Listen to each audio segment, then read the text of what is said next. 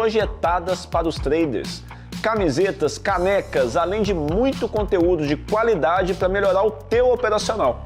Ultrapasse fronteiras e eleve a sua performance no trade de uma vez por todas. Ou morra tentando sozinho.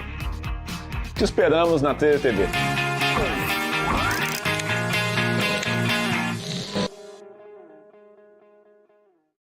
PMC News. Informação que gera valor.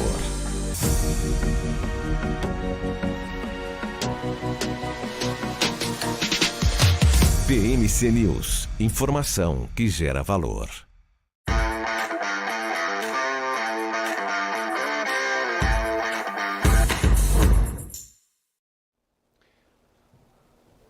Olá, olá, boa tarde a todos e bem-vindos a mais um Closing aqui na BMC. Eu sou Carlo Cauti e como todas as tardes estamos ao vivo a partir das 4 horas para comentar com vocês as principais notícias do dia de economia, política, finanças, negócios e internacional. Segunda-feira, hoje, dia 28 de agosto de 2023, nesse momento 4 horas em ponto, e vamos dar uma olhada como está o Ibovespa nesse momento final do pregão.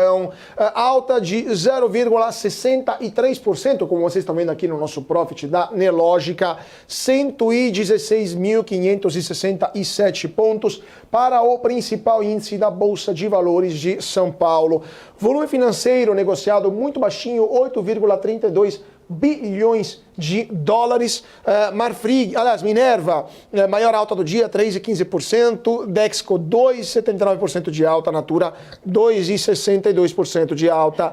Melius, a pior do dia, cai, aliás, agora a Via cai 5,16%, mas a Melius também está tentando ganhar o primeiro lugar das piores do dia, 5,39% de queda. Grupo Pão de Açúcar, 4,75% de queda nesse momento. Então, situação bastante dividida aqui, como vocês estão vendo aqui atrás de mim, no nosso gráfico do Profit da Nelogica, um dia de batalha no Ibovespa entre verdinhos e vermelhinhos, mas nesse momento a alta está dominando, especialmente porque Vale e Petrobras estão em território positivo. A Vale, nesse momento, está subindo 1,56%, R$ 63,04. A Petrobras sobe 0,53%, R$ 32,14 a cotação da Petrobras. E o dólar está subindo 0,10%, R$ 4,88. E para entender se a cotação do minério de ferro a nível internacional, a cotação do petróleo também a nível internacional e as bolsas lá fora estão influenciando o andamento do mercado aqui dentro, vou chamar minha parceira de todas as tardes, Isabela Takaki. Muito boa tarde, sempre um prazer compartilhar a tela agora, né, além da bancada, junto contigo. Como estão as bolsas lá fora, petróleo e minério de ferro? Muito boa tarde. Olá, muito boa tarde para você, Carlos. Boa tarde a todos, uma ótima semana. Vamos começar então com os principais índices europeus que fecharam a sessão com alta, de olho ali, com os investidores de olho em dados econômicos relevantes que só chegam no final de semana, especialmente nos Estados Unidos, como o PCI na quinta-feira e o Payroll na sexta-feira. Londres não abriu por conta do feriado bancário de verão. Então vamos lá, Stoxx 600 com alta de 0,92%, DAX na Alemanha fechou com alta de 1,05%, CAC na França alta de 1,32%, FTSE lá MIB na Itália 1,22% de alta também, e IBEX 35 também subiu 1,92%, IBEX que é o índice da Espanha. Vamos falar do minério de ferro então, porque após o rally da última semana, os contratos futuros do minério de ferro recuaram. Hoje, no entanto, ainda há otimismo quanto medidas de apoio à China, a economia em dificuldades, as perspectivas de demanda no curto prazo para o ingrediente siderúrgico. O minério de ferro mais negociado para janeiro na Bolsa de Commodities de Dalian encerrou as negociações no dia em queda de 1,1% aos $111,27 por tonelada. Agora, na Bolsa de Singapura, o contrato de setembro de referência do minério de ferro caiu 1,4% para $112,15 a tonelada. E na última semana, o contrato atingiu uma máxima de 4 semanas, chegando a $114,85. E a perspectiva ainda se mantém com a expectativa de apoio e incentivo do governo chinês. As atualizações de estímulo da China continuam sendo o foco das perspectivas, segundo analistas. Eles esperam que novas medidas sejam, então, provavelmente necessárias para melhorar as perspectivas lá na China e acabam influenciando no minério de ferro também. Vamos para o petróleo. Já temos aqui fechamento de petróleo que nessa segunda-feira está em misto aí, o petróleo entre medidas da China, expectativa por oferta também, as cotações fecharam sem uma direção única, o preço do WTI subiu pela terceira sessão, já o Brent teve uma pequena queda. Então vamos ver a cotação desses preços, dessa commodity. Então investidores ficaram preocupados com os novos aumentos aí das taxas de juros dos Estados Unidos que podem prejudicar a demanda da commodity do petróleo. WTI alta de 0,34% aos $80,10 e o barril Brent, que é a referência para a Petrobras, fechou com queda de 0,07% aos $84,42. É isso aí, agora então vamos começar a falar de notícias de empresas, iniciando com uma das empresas mais importantes da Bolsa Brasileira, uma das gigantes brasileiras do setor de cosméticos. Estão falando da Natura, porque o Conselho de Administração da Natura autorizou a diretoria da companhia a explorar alternativas estratégicas para a empresa The Body Shops. A possibilidade de venda do negócio figura entre as alternativas em estudo e talvez seja a principal delas. Lembrando que foi em 2017 que a Natura pagou €1 bilhão à L'Oréal, que detinha a marca The Body Shops, com a ambição de ampliar sua presença na América Latina. Apenas 6 anos depois, todavia, a multinacional brasileira de cosméticos colocou a marca na prateleira. A informação foi divulgada em fato relevante pela Natura na manhã desta segunda-feira. No documento, a empresa antecipa que não pretende tecer comentários nem fornecer atualizações sobre o assunto, a não ser, é claro, que algum desdobramento mais concreto a obrigue a se pronunciar. A possibilidade de venda da The Body Shop ganha força apenas alguns meses depois da troca no comando da unidade de negócio. Em abril, a Natura anunciou a substituição de Philip Boynton por Ian Bickley na posição de CEO da The Body Shop. Em relatório divulgado na semana passada, o banco BTG Pactual chamou a atenção dos investidores para as dificuldades enfrentadas pela marca The Body Shop com a reabertura econômica no pós-pandemia. Para o Itaú BBA, o crescimento da The Body Shop no curto prazo é limitado pelo ambiente macroeconômico por níveis de estoque abaixo do ideal. Segundo JP Morgan, a The Body Shop pode ser avaliada em aproximadamente R$2,5 bilhões, um montante que equivale a cerca de 12% do valor de mercado da Natura. Bom, agora a gente fala de pets, porque as redes de pet shops Petz e Cobasi teriam retomado as conversas com bancos de investimentos para discutir uma possível fusão. A Petz é assessorada pelo Itaú BBA e a Cobasi pelo Morgan Stanley. Anteriormente, as empresas já haviam tentado negociar, mas o fundador da Petz estava hesitante. Nenhum comentário oficial foi fornecido até o momento sobre essa possível fusão. Antes, as empresas de produtos de animais de estimação já tentaram fazer negócio, mas o fundador da Petz, Sérgio Zimmermann, estava reticente sobre o assunto. Vamos ver então Petz e Cobasi como está operando neste momento após essa notícia circular no mercado. Petz com alta de 1,48% aos R$ 5,48 o papel. E agora Cobasi daqui a pouco a gente vê, acho que... Vamos dar uma olhada, desculpa Isa, eu vou te roubar então agora só um minuto, porque eu também não falei da Natura, né? Natura, como está nesse momento a Natura, antes de dar uma olhada aqui, nas outras Natura está subindo agora 2,16% no começo do dia, as ações subiram muito mais, R$16,9 era a cotação que chegou logo no começo do pregão, por volta das 10 horas, agora estão por volta de R$15,61. 61 centavos. Lembrando que a Natura, desde o começo do ano, ganhou já quase 50%, 46,71%. No último ano, ganhou 3,65%, mas ainda vem de um momento complicado, né? Durante a pandemia, ela chegou a valer R$60 por ação, superando R$60 por ação, caiu para R$9 por ação e agora está por volta de R$16 por ação. Então, situação positiva para a Natura nesta segunda-feira. O mercado gostou desta novidade da venda possível da The Body Shop.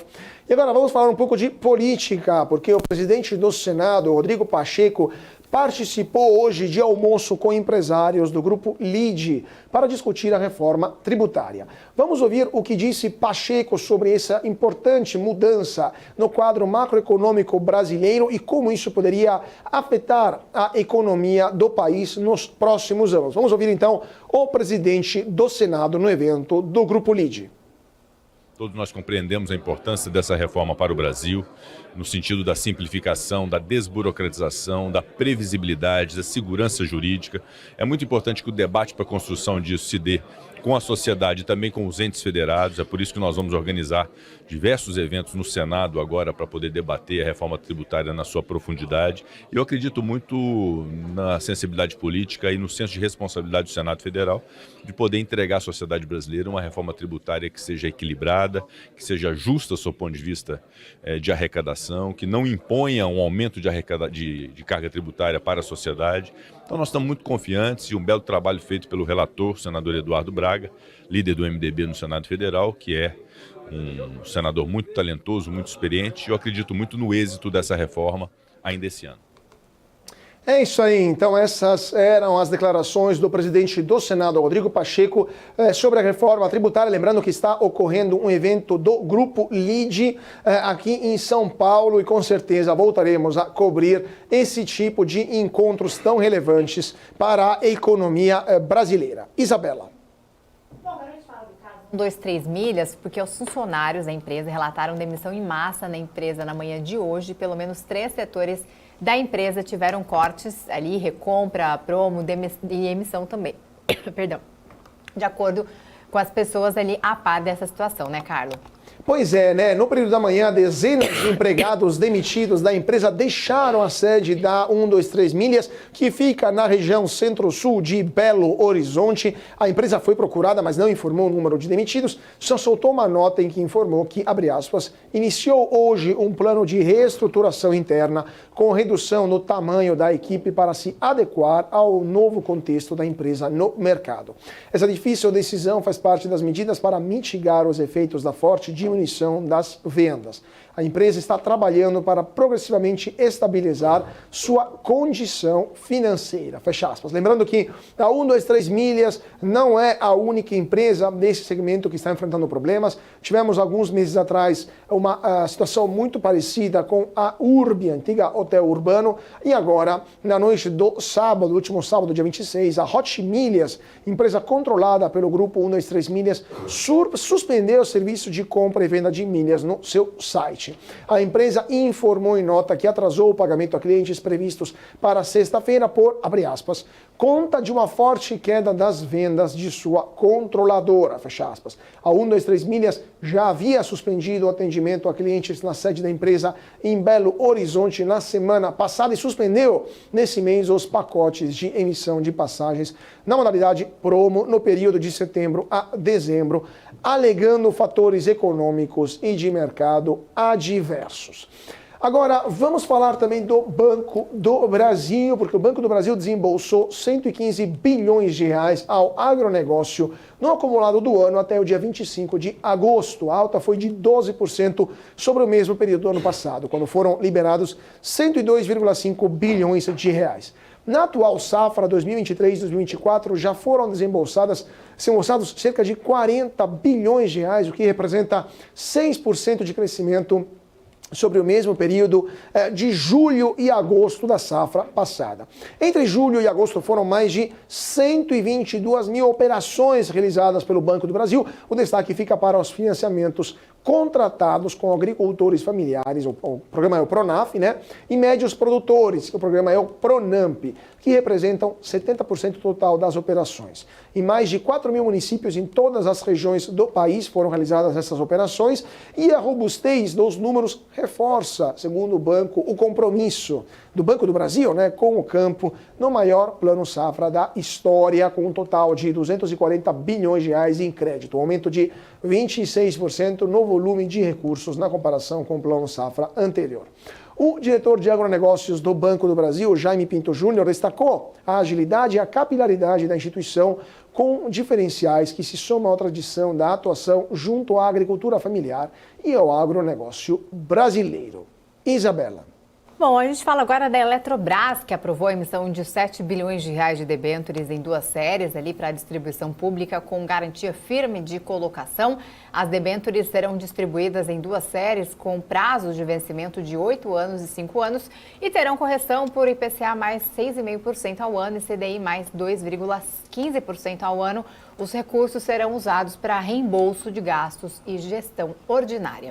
E vamos dar uma olhada, né, Isa, ao Banco do Brasil, que hoje está subindo 2,15%, R$ 47,94. Quem comprou Banco do Brasil no começo do ano já ganhou 44,14%. Quem comprou Banco do Brasil no ano passado já ganhou 12,93%. Por outro lado, a Eletrobras, que você acaba de citar, ela hoje está operando em queda 0,14%.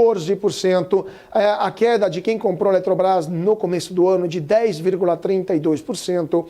E quem comprou a Eletrobras um ano atrás está perdendo 21,99%. Lembrando que quem comprou a Eletrobras no momento da privatização, ou seja, no final de 2021, está basicamente no 0 a 0. Hoje a estatal está listada a R$ 36,40. E agora vamos falar da JBS, porque em comunicado divulgado ao mercado através da Comissão de Valores Imobiliários, a JBS informou aos seus acionistas nesta segunda-feira a emissão de 1,87 bilhão de reais em debêntures não conversíveis em ações.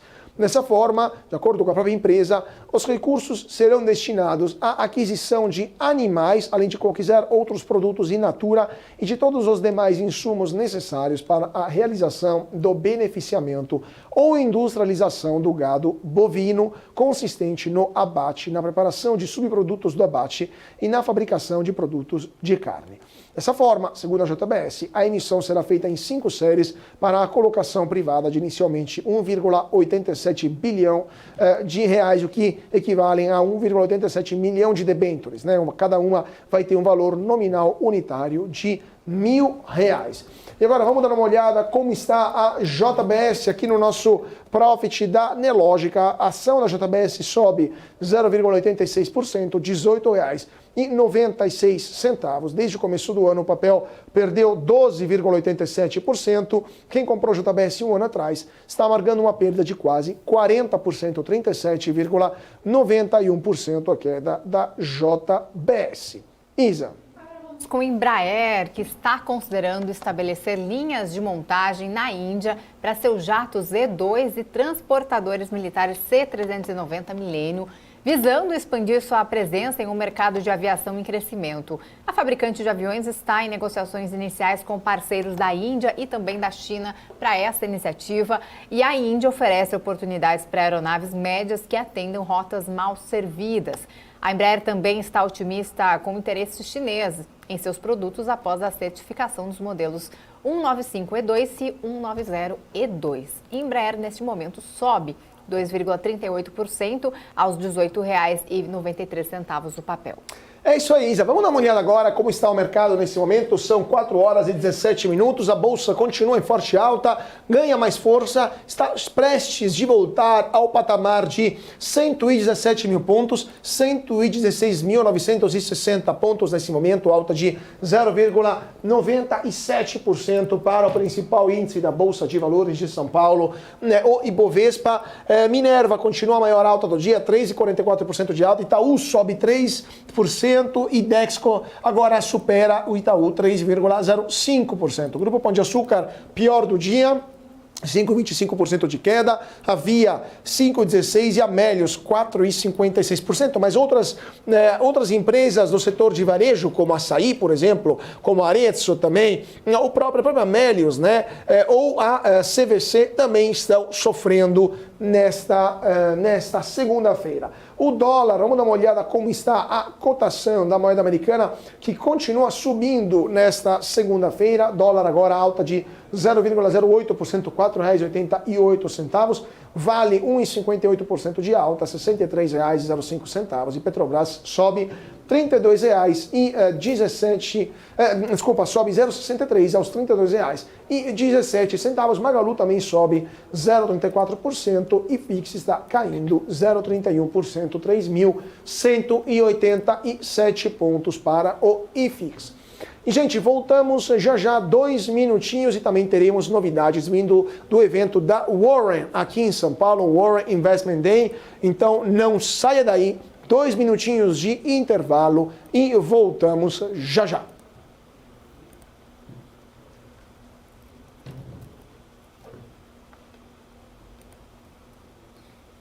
Tem alguma?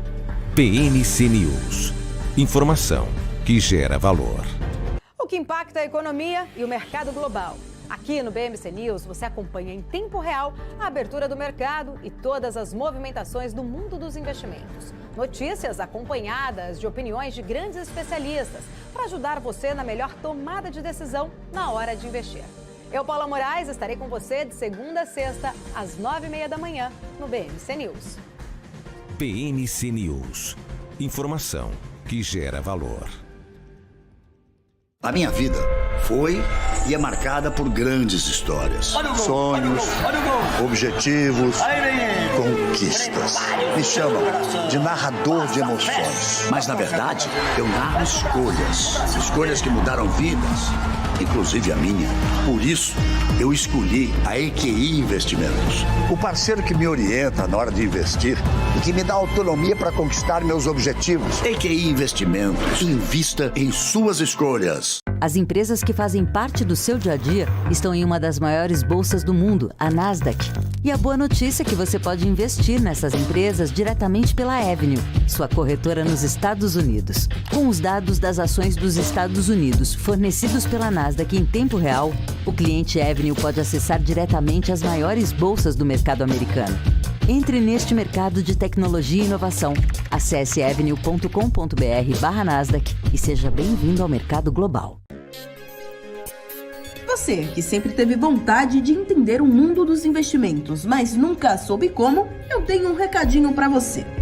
Em parceria com a B3, a BMC News traz o BMC Quest. Serão ao todo 14 módulos que vão ajudar você a se tornar confiante para tomar as decisões na sua vida financeira, conquistar um futuro promissor e ter uma melhor relação com o seu dinheiro. Tudo isso em um só lugar com um time de especialistas de ponta. As ações listadas nas bolsas, os fundos de investimentos, fundos imobiliários. Embarque nessa jornada com a gente você também. Saiba mais em bmcnews.com.br/class ou escaneie o QR Code que está aparecendo na sua tela.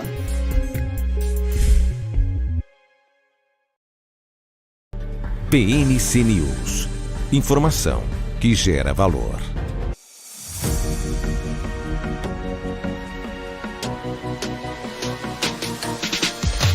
PNC News. Informação que gera valor.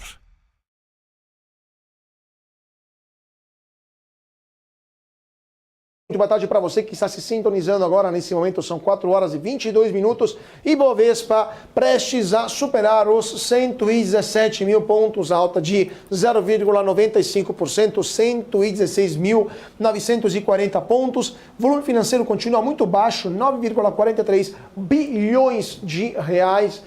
O volume desta segunda-feira. Isabela Takaki, as bolsas lá fora estão influenciando o Ibovespa aqui no Brasil e o petróleo como está fechando nesta segunda-feira?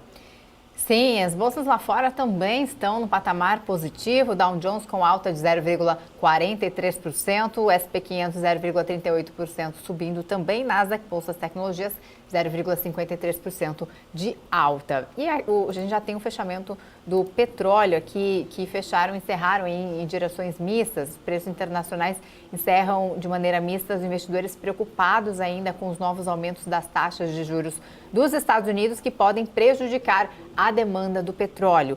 Barril WTI com alta de 0,34% aos $80,10, voltando aí para o patamar dos $80. E barril Brent, uma leve queda de 0,07 centavos, aliás, 0,7% aos $84,42. É isso aí. Agora vamos voltar a falar de empresas brasileiras, porque a 3tentos comunicou ao mercado que atualizou suas projeções até 2025. Isso com números para a evolução da quantidade de lojas, da área de cobertura e da capacidade estática. Além disso, a empresa revisou seus dados para a origem dos grãos, além de atualizar seus números para o complexo soja. Dessa forma, a 3tentos esclarece que as projeções são estimativas e foram elaboradas a partir de previsões sujeitas a riscos e incertezas correntes do mercado. Agora, vamos dar uma olhada como está no nosso profit da Nelogica. A 3tentos, nesse momento, cai 0,85% após um começo de pregão positivo. 3tentos que está cotada a R$ 13,61. O andamento no ano de quem comprou 3tentos no dia 1º de janeiro até hoje é uma alta de 45,41%. Quem comprou em janeiro pagou R$ 8,00, agora está R$ 13,61. E quem comprou 3tentos em agosto do ano passado, basicamente ganhou 22,50%, porque estava por volta de R$ 11,00 na época, agora está em 13,61% a 3tentos. Isabela. Bom, agora a gente fala aí de projeção de inflação, porque na semana passada a Câmara dos Deputados aprovou o texto final do arcabouço fiscal, as novas regras de gastos, está esperando a sanção do presidente Lula. Além disso, na última sexta-feira saíram os dados da prévia da inflação.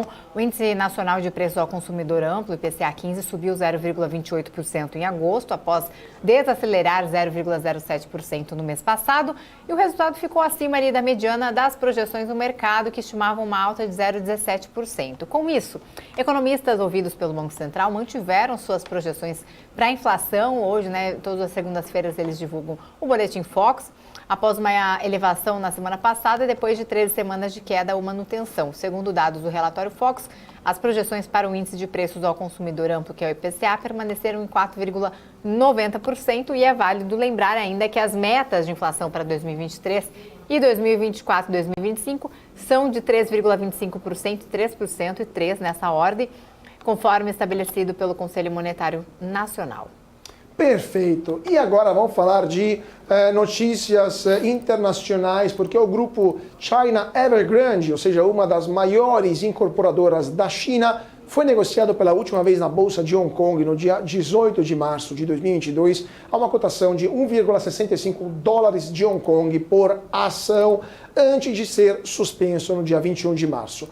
A empresa também registrou um prejuízo de 39,25 bilhões de yuans nos 6 meses encerrados em junho, com passivos totais de 2,39 trilhões de yuans. Agora a empresa voltou a ser negociada e caiu até 87% na abertura desta segunda-feira, lá na Bolsa de Hong Kong, após estas negociações, após essa suspensão das negociações, as ações caíram para 22 centavos de dólar de Hong Kong. Então, situação muito complicada para a Evergrande. A retomada, então, ocorre no momento em que a empresa registrou uma perda de 39,25 bilhões de yuans nesses 6 meses, uma perda menor em comparação com a perda de 86,17 bilhões de yuans do mesmo período do ano passado, mas isso acabou afetando e muito a Evergrande, a sua capacidade de atuar, de convencer os investidores de que não vai quebrar. Lembrando que a Evergrande vem de uma crise muito forte desde meados de 2022, que está se ampliando para outras grandes incorporadoras chinesas, que poderiam também serem afetadas por causa da bolha imobiliária que se criou no gigante asiático, que poderia ter consequências em toda a economia do país. Agora vamos chamar o nosso primeiro convidado de hoje. Deixa eu ver se ele já está aqui. Deixa eu pegar aqui o nosso primeiro convidado, Fernando Siqueira, Head de Research da Guide Investimentos. Muito boa tarde, Fernando. É um prazer tê-lo conosco aqui no Closing da BMC. Boa tarde, pessoal. O prazer é meu. Prazer todo nosso. Fernando, vamos falar então um pouquinho da situação da Bolsa de Valores. Temos uma bolsa que volta a subir nesta segunda-feira. Agosto foi muito ruim para a bolsa, mas agora o sinal de volta para cima, pelo menos esse é o penúltimo, o terceiro último pregão até o final do mês. O que você está achando do Ibovespa nesse momento? Agora vai ou ainda há fortes dúvidas sobre a capacidade de reação do índice e por que isso estaria acontecendo? Não, a nossa visão é positiva. O que eu acho que aconteceu nesse mês não foi só aqui no Brasil, que o desempenho foi ruim. O mercado americano, por exemplo, também teve uma performance fraca. Ainda que não foi igual ao Brasil, que caiu todos vários dias consecutivos, mas caiu bem. A gente teve uma elevação dos juros, né, nos Estados Unidos, principalmente nesses últimos dias. Ao longo do mês de agosto, quase todo, né, foi ruim. Aqui no Brasil também isso contaminou um pouco as taxas de juros. Depois a gente teve o IPCA na sexta-feira. Eu acho que assim, o resumo da história é que a gente vinha numa melhora desde mais ou menos abril, maio, por conta da expectativa de corte de juros. Isso foi bem precificado, o mercado subiu bem de lá para cá, e ao longo de agosto a gente teve uma acomodação, até porque, como eu falei, os juros, que era o principal driver do mercado, até subiu um pouquinho nesse mês, principalmente refletindo essa piora um pouco lá fora, e depois, mais recentemente, esses dados ruins, praticamente o IPCA. Então, acho que é um pouco isso, é natural que isso acontecesse, mas a nossa visão ainda para os próximos 6, 12 meses é positiva, porque o mercado está sendo ditado pelas taxas de juros, e tanto aqui quanto fora, eu acho que a tendência é de queda. Nos Estados Unidos, o ciclo de aumento de juros já acabou, aqui no Brasil a gente já está num ciclo de queda, então acho que esse é o tom do mercado nos próximos 6 a 12 meses. Antes de passar a palavra para a Isa, só queria roubar mais um minutinho, Fernando, porque você falou que os juros aqui no Brasil estão em queda, mas a gente está vendo uma inflação mais resiliente do que esperado aqui no Brasil. Os dados do último mês vieram um pouquinho acima. O próprio Campos Neto falou que a inflação ainda não está tão comportada como ele gostaria, num evento agora no final de semana. De fato, você acha que os juros vão continuar baixando nas próximas reuniões do Copom até o final do ano? Ou se a inflação, por causa do petróleo subindo lá fora, por causa de uma eventual demanda mais aquecida aqui no Brasil, voltar a subir, a inflação voltar a subir, os juros poderiam se manter nesse patamar de 3,25%? Olha, assim, se a inflação começar a subir novamente, por petróleo ou serviços, cada hora se fala de um assunto, obviamente o Banco Central pararia de reduzir os juros, mas eu acho que a chance disso acontecer é praticamente zero. O Banco Central vai continuar reduzindo os juros nos próximos 6 a 12 meses, praticamente com certeza. Até porque a inflação está caindo, não é só aqui, é no mundo inteiro. A gente teve um processo de aumento da inflação depois da pandemia. A inflação chegou nos maiores patamares dos últimos quase 50 anos, né, desde o choque do petróleo lá nos anos 70, praticamente no mundo inteiro.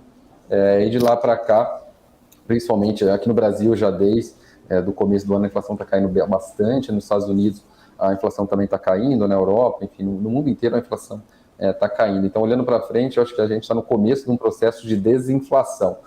Então, o mais provável ainda é que os juros continuem caindo aqui no Brasil e que os juros comecem a cair no resto do mundo, provavelmente no ano que vem. Então, assim, eu estou bem confiante nesse cenário. Assim, eu acho que esses pequenos... A gente que vive no mercado fica discutindo dia a dia um dado, um IPCA 15, que foi um pouquinho acima do esperado, parece que gera toda essa discussão. Mas é importante não se perder, tem uma expressão em inglês que o pessoal fala, não ficar olhando só as árvores e não perceber que tem uma floresta, né? Eu acho que é um pouco isso, você ficar olhando demais esses pequenos detalhes e não entender que a gente está num processo de desinflação no Brasil, no mundo. Os preços ao produtor, por exemplo, que é um indicador um pouco antecedente de inflação ao consumidor, eles estão em deflação praticamente no mundo inteiro. Então, tudo indica que a inflação vai continuar reduzindo nos próximos meses, consequentemente, os juros vão continuar caindo nos próximos meses. Aqui no Brasil e fora, os juros que parou de subir provavelmente começa a cair também em 2024. Isso eu estou bem confortável. Perfeito. Isabela. Bom, mesmo com essa perspectiva de queda o ano que vem, mas ainda há uma preocupação, né, principalmente nos Estados Unidos, com uma possível alta aí na taxa de juros. As empresas do setor de varejo, como Via, Magalu, a inflação nos Estados Unidos acaba afetando a recuperação das varejistas aqui no Brasil? Afeta, né? Assim, porque no fundo essas empresas, o operacional delas é muito ruim, então assim, a perspectiva de lucro não tem mudado muito. O que ajudou no passado, lembra o que aconteceu que fez essas ações subir bastante na pandemia? De um lado você tinha a expectativa de que as vendas fossem melhorar, né? Então a gente falando principalmente do e-commerce, por conta do juro, por conta do isolamento, as pessoas indo mais, fazendo compra mais pela internet, de um lado. Segundo, as taxas de juros foram praticamente zero aqui no Brasil e lá fora, né? Então, esse ambiente de juros muito baixo, obviamente, ajudou essas empresas chamadas de crescimento, que inclui o e-commerce. De lá para cá, as duas coisas, de certa forma, foram desfeitas, né? A pandemia acabou, o isolamento acabou, então esse vento a favor deixou de existir, e o juro zero também acabou no mundo inteiro. Pelo contrário, a gente está em um momento de juros para um patamar historicamente alto. Olhando para frente, eu não acho que a gente vai ter de novo essa expectativa tão grande, até que é uma expectativa errada de resultado dessas empresas de e-commerce, mas o evento positivo, que é os juros caindo, ele está acontecendo. Ainda que o mês de agosto tenha sido um ponto fora da curva nessa tendência, os juros, a tendência, na minha visão, daqui para frente é de continuar caindo. Então, esse é um aspecto positivo, sim, para essas empresas de e-commerce. Eu só acho, para concluir, a minha visão é que, assim, mesmo com os juros caindo, podendo ajudar, você precisa ter um mínimo de perspectiva positiva para os resultados dessas empresas. Eu acho que isso meio que não existe, vamos dizer assim, em Via. Existe marginalmente em Magazine Luiza, que até é um pouco desapontador, né? Porque a gente teve ao longo desse ano Americanas, que era uma das maiores empresas do setor, praticamente saindo do mercado. E mesmo assim, só acho que o Mercado Livre conseguiu se capitalizar um pouco nisso. É uma empresa que a gente tem uma visão bem positiva. Em Magazine, muito pouco. E Via Varejo, praticamente nada, né? Então, acho que até para Via Varejo foi mais relevante os outros concorrentes externos, como a própria Amazon, que continua forte aqui no Brasil, Shopee, entre outros concorrentes externos, mas atrapalharam do que ela conseguiu se beneficiar com a quebra, vamos dizer assim, da Americanas. Tá? Então, a gente tem uma visão um pouco cautelosa nesse setor, com uma pequena visão positiva, vamos dizer assim, para a Magazine Luiza, pode ser que ela se recupere nesse ambiente mais positivo dos próximos 6 a 12 meses. Via Varejo, eu descartaria. Perfeito. Agora, eu queria te perguntar também sobre as ações que hoje estão apresentando maiores altas do dia, que são as ações do setor de proteína animal, JBS, Marfrig e BRF, né? Hoje temos a Minerva também, né? BRF, Marfrig e JBS. O que você está achando dessas três empresas, do setor como um todo de proteína animal? Alguma que vocês estão olhando com maior interesse aí na Guide?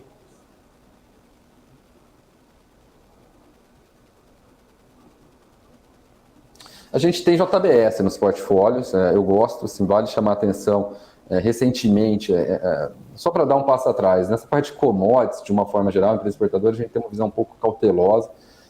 A China crescendo pouco, por mais que o minério subiu um pouco ainda, não acho que não é suficiente para ter uma melhora clara nos resultados de Vale. Outras empresas de cirurgia também sofrendo, inclusive começando a sofrer com importação cada vez maior por causa do real apreciando, e uma demanda baixa no mundo. Nessa parte de empresas exportadoras, né, como eu falei antes, eu gosto, hoje o core do portfólio aqui da Guide são empresas que ganham com a queda dos juros. Tirando isso, a gente tem alguns outros nomes, principalmente algumas empresas exportadoras, mas é muito pontual. Um setor que a gente gosta é açúcar e álcool, a gente está vendo uma mudança, principalmente na Índia, mas no mundo inteiro, para usar cada vez mais etanol. E essa mudança na Índia, migrando produção de cana-de-açúcar, de açúcar para etanol, está fazendo com que o preço do açúcar aumente no mercado internacional, o que é obviamente positivo para as produtoras de açúcar aqui no Brasil, principalmente São Martinho, Jales Machado, em menor grau Raízen. Outro grupo de empresa exportadora que a gente gosta, como eu falei, são os frigoríficos. Inclusive a gente tem JBS no portfólio, tem São Martinho na carteira Small Caps, tem JBS em alguns portfólios também. Por quê? Porque essas empresas de proteína animal, tem um assunto que eu não vou entrar nos detalhes, chamado ciclo do gado, né, que é um ciclo longo, que foi negativo nos últimos anos para a JBS, um pouco negativo também para a Minerva, mas que a gente está começando a ver uma inflexão. Inclusive, os resultados da JBS no segundo TRI já mostraram isso. Ainda que foi uma melhora muito marginal em relação ao primeiro TRI, a gente já conseguiu ver, em primeiro lugar, ganho por conta de redução de custos e despesas, mas também uma margem operacional melhorando ali por conta de um equilíbrio um pouco melhor entre oferta e demanda nessa parte. Tá? Então, esse é um ponto positivo. É uma empresa que a gente tem no portfólio. Perfeito, perfeito. Agora, só queria também complementar esta pergunta, porque hoje também temos alguns bancos que estão em alta, como Itaú, Banco do Brasil, e também temos o Bradesco e o BTG Pactual. O que você está achando do setor de bancos nesse momento, quando a gente está falando de juros em queda, de uma situação mais normal, entre aspas, de política monetária e de inflação sob controle? Mesmo se temos também o espectro também da inadimplência, dos que vem aumentando e poderiam aumentar ainda mais nos próximos trimestres. Bom ponto, essa questão da inadimplência, a gente tem fugido um pouco disso, apostando um pouco mais em Banco do Brasil, por exemplo. A gente tem visto mais inadimplência a pessoa física ou eventualmente pequenas e médias empresas, e muito menos na carteira do Banco do Brasil, que é uma carteira um pouco diferente, tem muito, por exemplo, crédito para o agronegócio. Então, eu acho que é assim, um jeito de se fugir dessa parte negativa do setor financeiro no Brasil hoje é investir em Banco do Brasil, que, como eu falei, que é uma carteira de crédito um pouco diferente, está menos exposta a esses eventos negativos. Outro nome que a gente olha com bons olhos é Pactual, um pouco por conta dessa queda dos juros, estimulando novamente o mercado de capitais, o que a gente chama de aprofundamento do sistema financeiro, então que obviamente para o Pactual se beneficia mais dessa situação.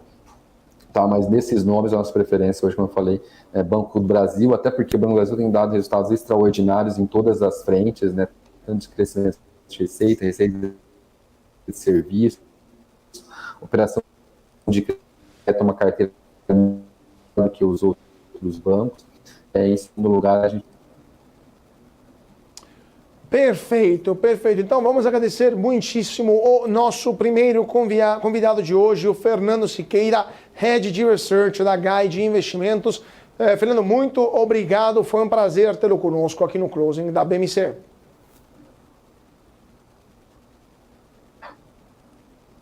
Eu que agradeço, pessoal. Boa tarde, boa semana. Até mais, muito obrigado.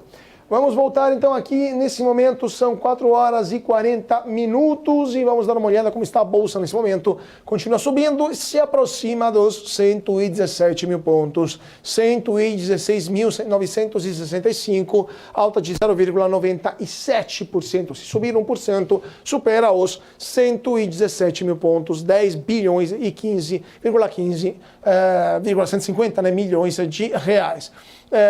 Minério, a maior alta do dia, agora superou os 117 mil pontos, está subindo 1,02% a Bolsa.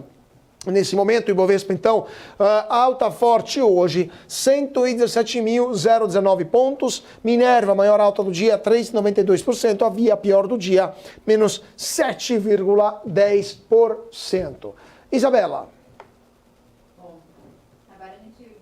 Dar uma olhadinha para ver como estão os principais índices lá fora. Temos Dow Jones com alta de 0,48%, S&P 500 com alta de 0,49% e Nasdaq 0,70% de alta. E só para a gente falar então novamente aqui para reforçar o fechamento de petróleo, WTI alta de 0,34% aos $80,10.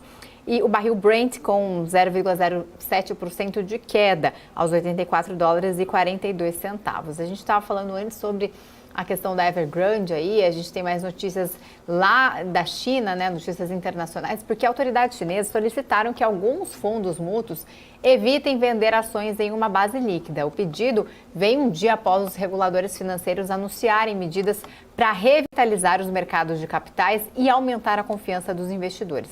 A orientação dada às casas de fundos mútuos instruiu-as de se absterem ali de vender mais ações offshore, aliás, onshore, do que comprarem ali por um dia.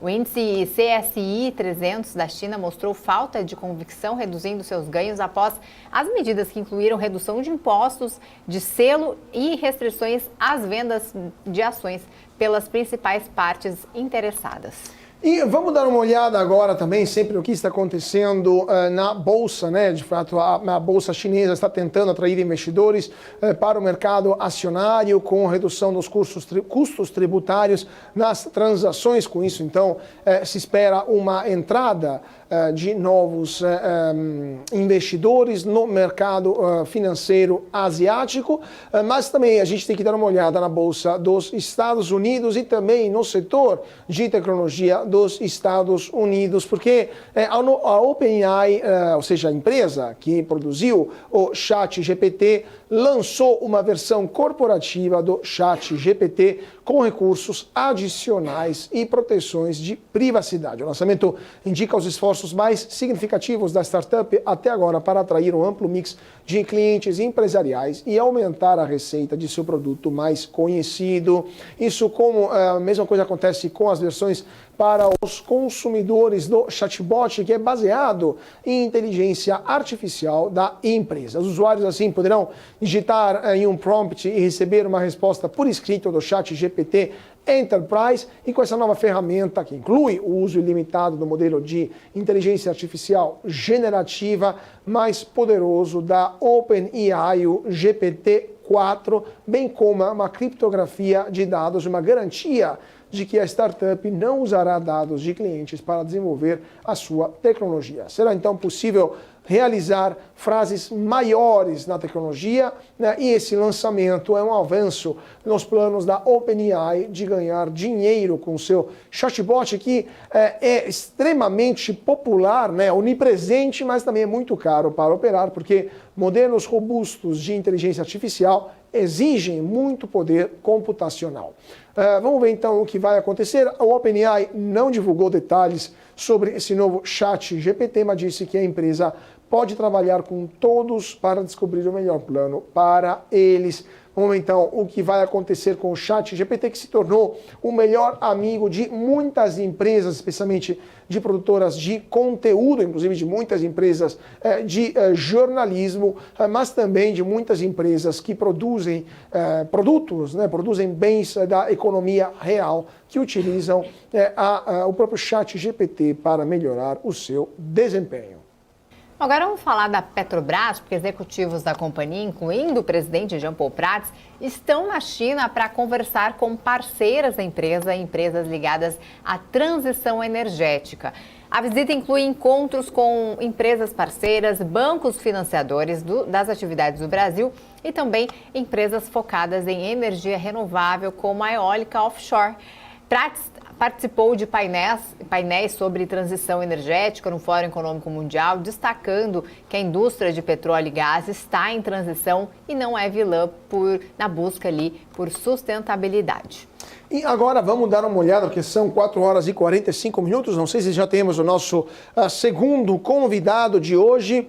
Então, vamos continuando o nosso noticiário, porque o Produto Interno Bruto de países membros da OCDE teve um aumento de 0,4% no segundo trimestre em relação ao ano anterior. De acordo com os dados divulgados pela organização, esse resultado marca uma leve desaceleração após o crescimento de 0,5% registrado no primeiro trimestre.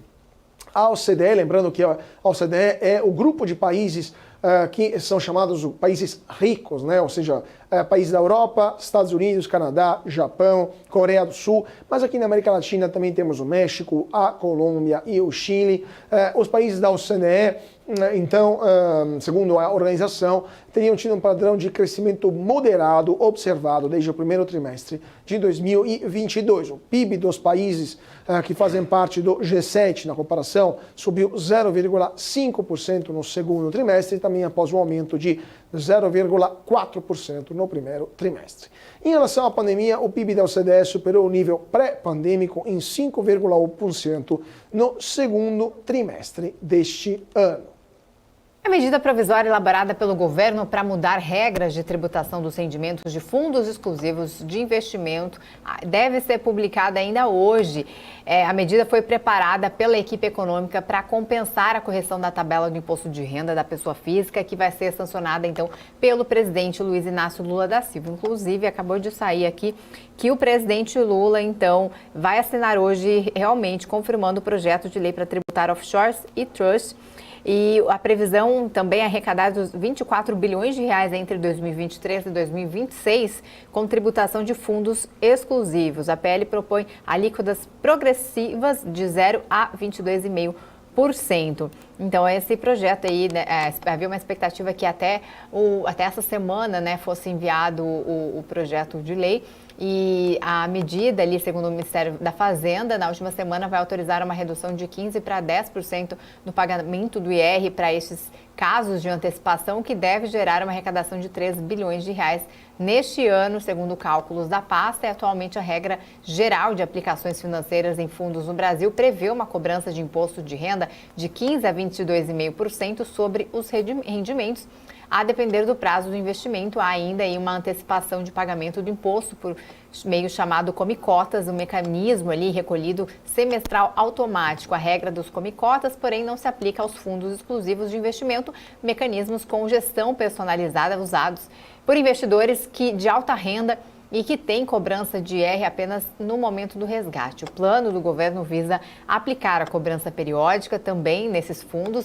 E de acordo com a pasta, esses fundos, em geral, ali estão na alíquota de 15%, mas não chegam a pagar impostos regularmente porque os recursos levam muitos anos para serem resgatados. A MP vai criar um período de transição determinando essa cobrança padrão de 15% em um prazo de até 2 anos. Então, aí só para atualizar novamente, o Ministério da Fazenda, né, fala neste momento, a gente vai acompanhar daqui a pouco mais detalhes, numa cerimônia de sanção do novo salário mínimo. Este assunto, a Haddad acabou de falar, este assunto também é abordado aí com essa previsão de arrecadar 24 bilhões de reais entre 2023 e 2026, e Lula deve assinar então o projeto de lei para tributar offshores e trusts. Ali a PL propõe alíquotas progressivas de 0 a 22,5%.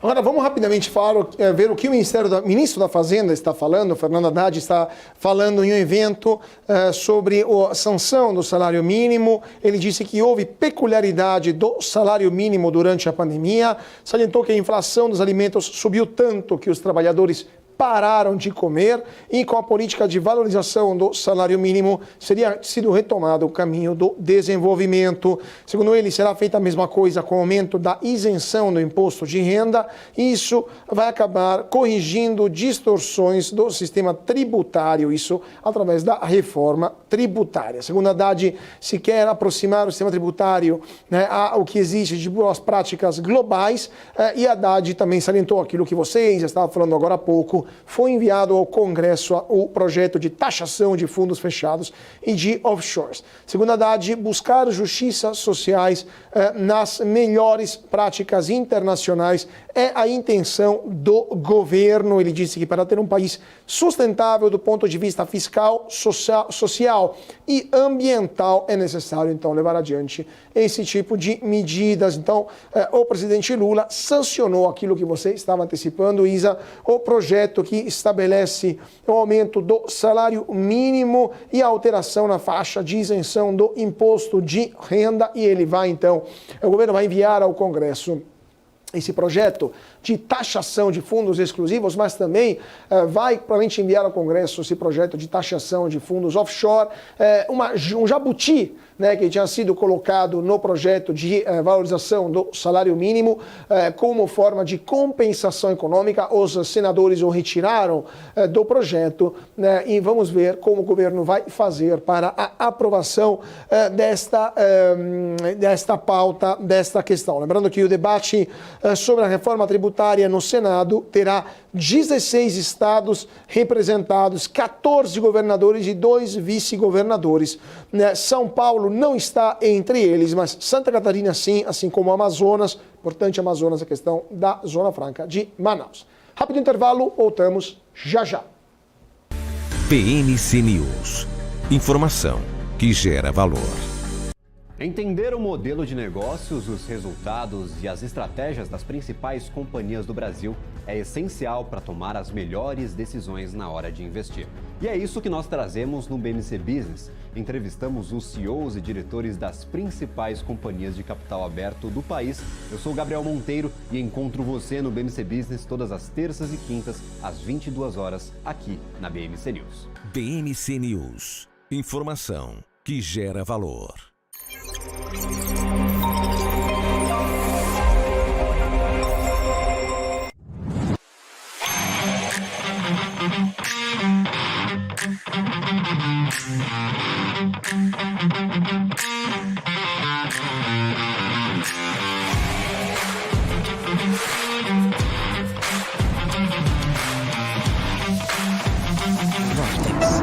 Beyond. Conheça a Brasil Paralelo, o único streaming que oferece uma experiência completa, que começa antes de cada filme com a sinopse em vídeo e continua depois que os filmes acabam com as análises e podcasts sobre o que acabou de assistir. Somos o grupo de comunicação que produziu Brasil, a Última Cruzada, a série de história que mudou a forma do brasileiro olhar para o seu passado. Junte-se às mais de 600 mil famílias que assinam a BP. Entre no site brasilparalelo.com e faça sua assinatura. Quem só vê o BTG como um banco de investimentos, não vê todos os benefícios que ele pode oferecer. Aqui você tem a liberdade de ligar a qualquer hora. E tem a confiança de contar com o time BTG. É você no controle da sua vida financeira de um jeito simples e compatível com a sua rotina. O BTG reconhece quem é você e está pronto para potencializar a sua trajetória. BMC News. Informação que gera valor.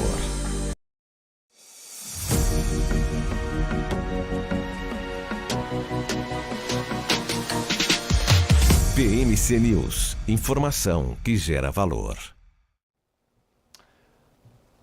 E de volta para o nosso closing aqui na BMC. Muito boa tarde para você que está entrando agora, que está nos seguindo agora nesse momento. São 4 horas e 54 minutos. Para quem está se sintonizando nesse momento, a Bolsa de Valores de São Paulo superou os 117.221 pontos, alta de 1,13%, ganha 1,19%, aliás, ganha força o Bovespa no final do dia desta dessa segunda-feira, aliás, pardon. Minerva, maior alta de hoje, 4,02%. Bradesco, 3,71%. Itaú, 3,69% de alta.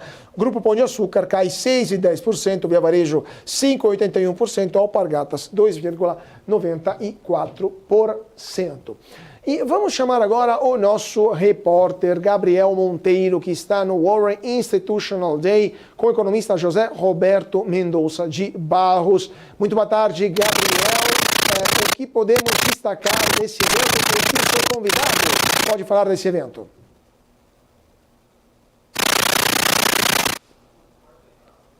Temos um probleminha de áudio com o Gabriel, peço desculpas.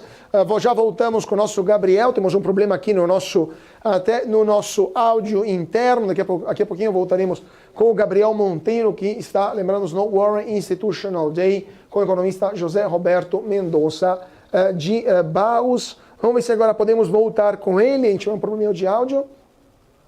Agora sim, estou ouvindo o Gabriel, então vamos ver se a gente consegue ter o Gabriel de volta aqui conosco. Agora sim, Gabriel, muito boa tarde para você e muito boa tarde para esse ícone da economia brasileira, que é o José Roberto Mendonça de Barros. Maravilha, Carlo. Um ícone realmente da economia brasileira, José Roberto Mendonça de Barros, sócio da MB Associados, está aqui comigo, acabou de participar de um painel para discutir perspectivas econômicas aqui para o Brasil e desafios deste governo em questão de economia e também gerência política. Estamos aproveitando aqui o intervalo, o coffee break do evento para, claro, conversar com os convidados. José, eu gostaria de destacar um dos pontos que vocês levantaram durante o painel, a questão do déficit fiscal. Muita dificuldade deste déficit zerado ser atingido no ano que vem, pelo menos o que foi discutido e praticamente concordado por todos os economistas que estavam participando. Nós temos nesta semana o encaminhamento, a apresentação da proposta de orçamento para o próximo ano e, segundo o Ministério da Fazenda, essa proposta deve prever o déficit zerado, como nós já discutimos há alguns meses, essa perspectiva de zerar o déficit. Qual que é o grande desafio de atingir essa meta que está sendo estipulada e deve estar presente nesse orçamento? Olha, é que para zerar o déficit, será preciso antes que o Congresso aprove uma série de medidas que lá estão, de tal sorte que a arrecadação cresça por diversas formas num volume substancial, pelo menos 120 bilhões de reais a mais. O problema é que, além de estar demorando um pouco mais do que se imaginava, né, há um consenso que, mesmo que tudo isso seja aprovado, a arrecadação não atingirá esse volume que está sendo projetado pela Receita Federal. E se a arrecadação do ano que vem for inferior àquela que estará projetada no orçamento, vai abrir um déficit, porque, a menos que outras coisas sejam feitas, não vai dar o equilíbrio orçamentário, que é o déficit zero. Então, nós achamos que haverá um déficit em torno de 0,7, 0,8 do PIB, né? Os outros colegas também acham, mas só que é algo que só vai ser realmente colocado no ano que vem. Para os mercados que vocês cobrem com tanto cuidado, como o mundo é sempre antecipado, interessa já saber hoje o que vai acontecer e qual será a resposta à ansiedade dos mercados. Mas eu diria, tem que aguardar, porque isso vai ser um problema realmente só mais adiante. É aquele momento que o economista tem que ativar a bola de cristal, como normalmente aqui, costumeiramente falamos na BMC News. E eu tenho uma dúvida, nós conversamos há pouco, eu escutei boa parte aqui do painel de vocês, só saí no finalzinho aqui para preparar a nossa entrada ao vivo, e vocês mencionaram este formato de busca de receitas do governo, talvez receitas que elas não sejam recorrentes, ou que talvez entrem no orçamento, consigam cumprir com este déficit zerado. No entanto, como o arcabouço fiscal tem a regra atrelada tanto à inflação, mas também ao crescimento das receitas, possa gerar um problema futuro. É realmente essa postura que você enxerga no governo, de buscar por zerar o déficit com receitas não recorrentes? E qual que é o perigo desta relação? Olha, de fato, a maior parte das medidas é um tiro só, é não recorrente. Por exemplo, a taxação dos fundos. Vai seguir ao longo do tempo alguma taxação, mas o grosso da arrecadação é o primeiro tiro, digamos assim, né? Então, isso é válido, mas não é sustentável. É exatamente o ponto que nós, Marcos Lisboa e eu, tentamos fazer, é de que a questão fiscal continuará sendo recorrente, não só o ano que vem, mas mais adiante, até que o país consiga ter uma estrutura fiscal que possa ter números razoáveis e que projetam um déficit público que não cresça sistematicamente sobre o PIB para que as expectativas possam atualizar. Não será num momento só que vai acontecer, mesmo bem sucedido. E é isso que vai continuar marcando o mercado. Você ainda vai fazer muita reportagem a respeito desses assuntos. Maravilha, estaremos aqui cobrindo na BMC News todos esses assuntos. Agradeço imensamente pela participação de você, professor, muito obrigado mesmo pela atenção. Carlos, daqui a pouquinho vou buscar ali também Gustavo Guimarães, que é secretário executivo lá do Ministério do Planejamento e Orçamento, para a gente bater um papo aqui ainda no Close. Então, devolvo a você a palavra, daqui a pouco eu volto aqui na nossa programação. Muito obrigado, Gabriel. Então, daqui a pouquinho voltamos com você. Palavras muito interessantes essas do José Roberto Mendonça de Barros. Vamos ver também os próximos convidados que você vai trazer para a gente direto do Warren Institutional Day.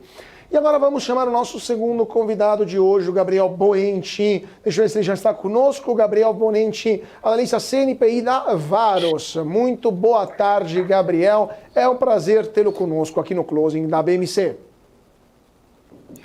Boa tarde, pessoal. Prazer é todo meu. Vamos trocar ideia como sempre aqui no fechamento, né? É isso aí, Gabriel. Eu não sei se você conseguiu ouvir as falas do professor Roberto Mendonça de Barros, José Roberto Mendonça de Barros, mas não sei se você queria comentar essas palavras ou vamos diretamente para as análises das ações. Vamos direto, porque eu vou ser sincero, eu não consegui ouvir alguns clientes aqui, pegando alguns calls, então nem vou me arriscar. Sem problemas. Então vamos falar um pouquinho agora de setores que estão subindo hoje no pregão desta segunda-feira. Temos o setor de agronegócio, especialmente proteína animal, que está entre as maiores altas do dia, como estamos vendo aqui no nosso Profit da Anelógica. Minerva foi a maior alta de hoje, 4,02%. Marfrig também subiu forte, 3,54%. BRF 2,66 e outras empresas também do setor de agronegócio estão subindo. A SLC Agrícola também subiu forte, 2,28%. O que você está achando do setor de proteína animal em geral, do setor do agronegócio como um todo, na Bolsa de Valores, e o que esperar até o final do ano? Está meio ruim, então... Acho que temos um probleminha de conexão. Daqui a pouquinho voltamos com o nosso convidado de hoje, com o nosso Gabriel Buente. Evidentemente, hoje a internet está bastante complicada aqui em São Paulo. Tempo ruim e a gente vê que a conexão não ajuda. Mas vamos continuando então com as notícias de hoje, enquanto volta o nosso convidado. Vamos dar uma olhada, porque o mercado acabou de fechar em alta. E vamos ver se temos mais notícias vindo das empresas. Temos aqui, porque as empresas obviamente divulgam informações após o fechamento do mercado. Vamos falar agora da MP dos super ricos, que determina, como aí estava falando, uma cobrança de 2 vezes ao ano no modalidade Come Cotas, uma alíquota de 10% para quem optar por iniciar a arrecadação em 2023. A alíquota, então... previsão do governo arrecadar 24 bilhões de reais entre 2023 e 2026. Vamos ver se de fato isso vai acontecer. Esse PL das offshores e trusts, por outro lado, prevê a tributação anual de rendimento de capital no exterior, alíquotas progressivas de 0 a 22,5%. Hoje, lembramos, o capital no exterior é tributado somente quando é resgatado e remetido ao Brasil. Então, vamos ver se isso vai ser possível. Deixa eu chamar agora de novo o Gabriel Monteiro, de novo está no Warren Institutional Day. Desta vez temos um outro convidado com o Gabriel, que é o secretário-geral do Ministério, né, Gabriel? Com quem que você está aí? Exatamente, eu falei que eu ia e vinha rapidinho, Carlos. Estou agora acompanhado de Gustavo Guimarães, secretário executivo do Ministério do Planejamento e Orçamento. Nós tivemos há pouco aqui no evento um painel para discutir as dificuldades, talvez os desafios que o governo possa enfrentar nestes 4 anos. Um dos desafios que foram levantados foi a questão de atingir essa métrica de zerar o déficit já no próximo ano. O mercado vem sendo bastante cético em relação a essa proposta e essa meta. A gente vai ter a proposta de orçamento encaminhada à Câmara dos Deputados talvez nesta semana, talvez não, tem um limite, uma data limite para esta semana. Então eu gostaria de saber como é recebida pelo Ministério essa crítica sobre as perspectivas de gerar receita, de arrecadação. O mercado não está vendo as oportunidades que estão sendo geradas pelas medidas que já estão sendo adotadas. Como que o Ministério recebe toda essa dificuldade do mercado de entender talvez essa perspectiva de aumento de arrecadação para, claro, zerar o déficit no ano que vem? Bem, Gabriel, essa pergunta, eu acho que talvez a de milhões, dessa semana, como você colocou, nós temos aí que encaminhar essa semana ainda até quinta-feira o plano plurianual e o projeto de lei orçamentária do ano que vem. Então, o projeto de lei orçamentária, eu costumo dizer, assim, é uma questão de aritmética, Então, pela aritmética e pela questão legal, nós temos que encaminhar um projeto de lei orçamentária que cumpra a meta de 0 de déficit por ano, um neutro, receitas e despesas aí iguais para o ano que vem. Então, isso vai ser encaminhado, A gente tem 3 dias para encaminhar esse projeto. Então, assim, as receitas, as previsões estão todas lá, tanto de receita quanto a fixação de despesa. Então, assim, a gente vai cumprir para o encaminhamento da PELOA. A questão das dúvidas pairam sobre se essas receitas elas vão, de fato, entrarem no caixa do Tesouro o ano que vem, se elas vão ser aprovadas a tempo de gerar esse fluxo.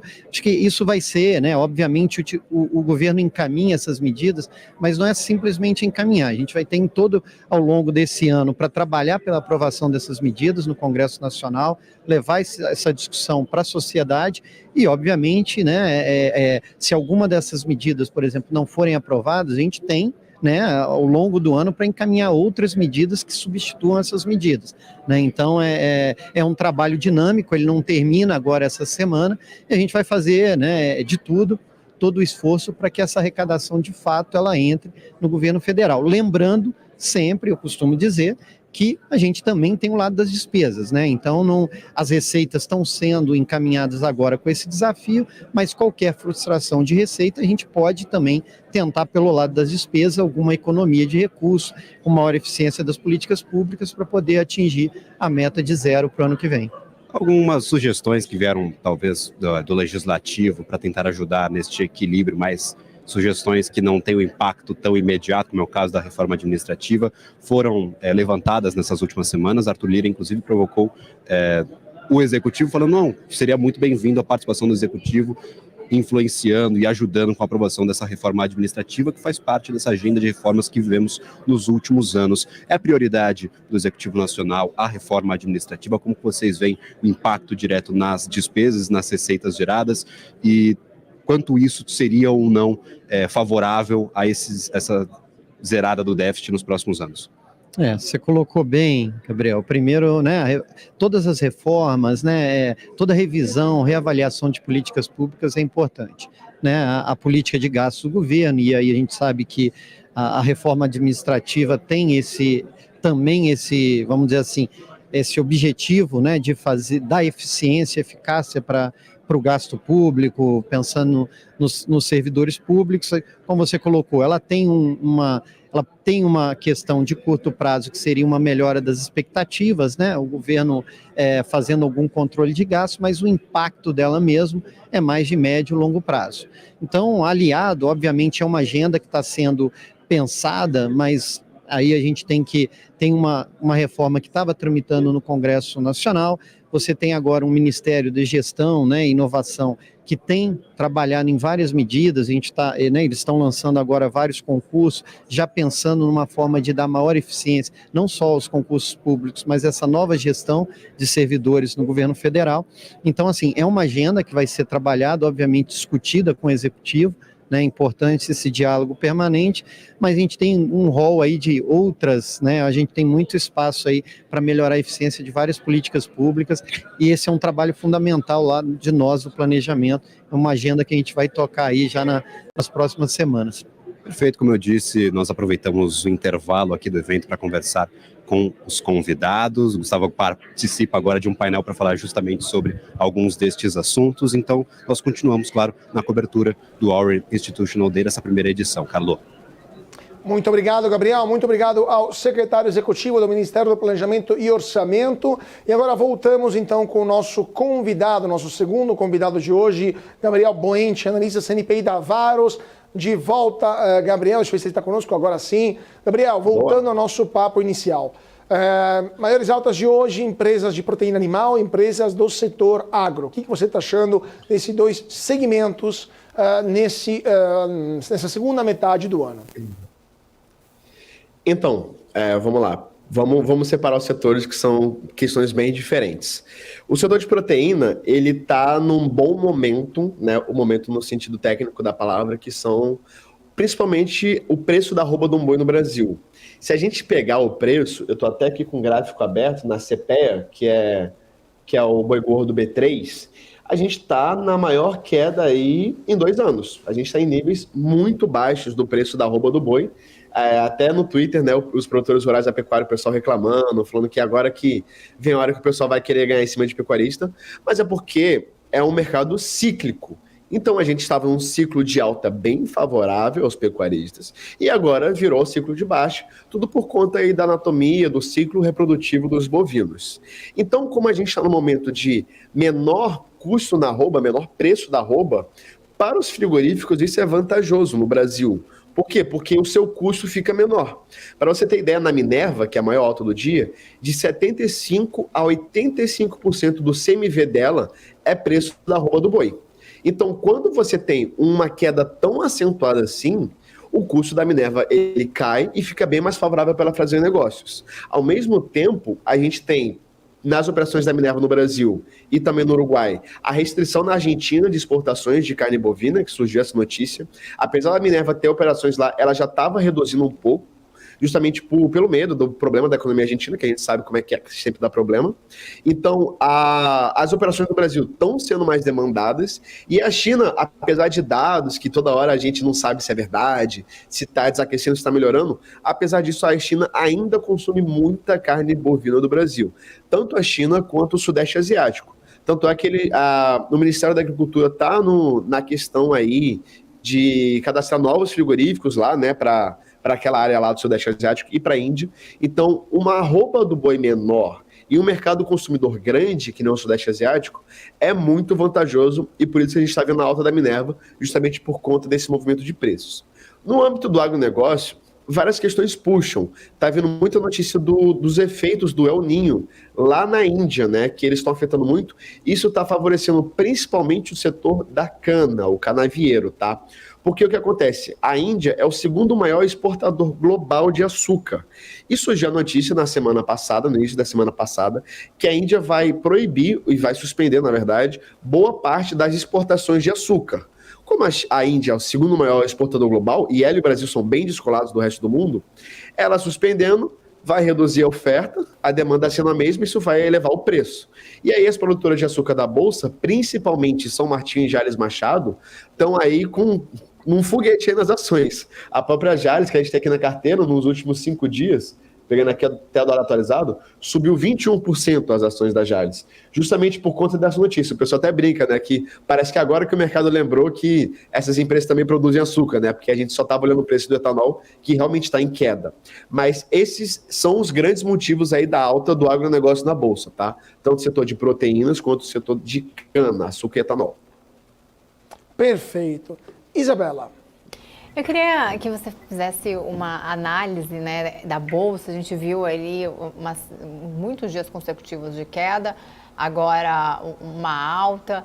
Tem a questão das taxas de juros dos Estados Unidos, né, que foi um pouco mais hawkish ali, o comunicado do Jerome Powell. Como é que você enxerga? O externo pode afetar aí nossa Bolsa? Como é que você está enxergando aí para esse próximo semestre? Esse seria um voo de galinha? Qual que é a sua opinião?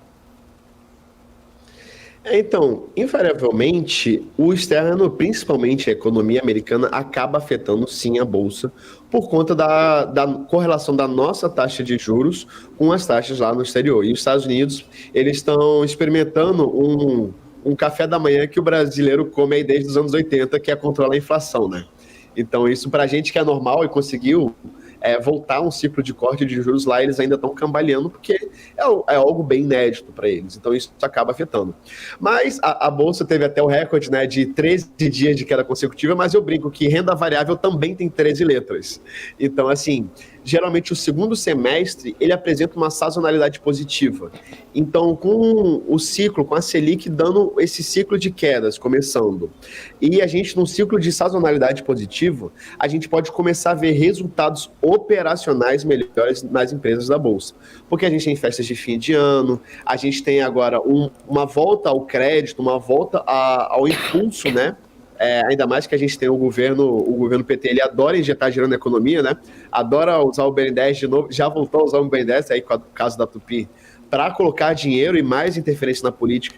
Então, apesar do exterior ele afetar bastante sim a Bolsa, o governo brasileiro ele tem uma quedinha para injetar dinheiro. Então, eu tenho uma boa perspectiva sim para o segundo semestre, tá? Justamente por conta desse efeito de sazonalidade positiva, mas também com as interferências do próprio governo da Bolsa. A gente já está vendo aí a nova lei do salário mínimo, né, que vai afetar, querendo ou não. Isso pode voltar, né, a tal da inflação temida. Por isso que o próprio Roberto Campos Neto, ele sempre segurou muito, porque ele sabe que a galera, o governo de esquerda, ele gosta de inflar a economia, ele gosta de colocar muito dinheiro.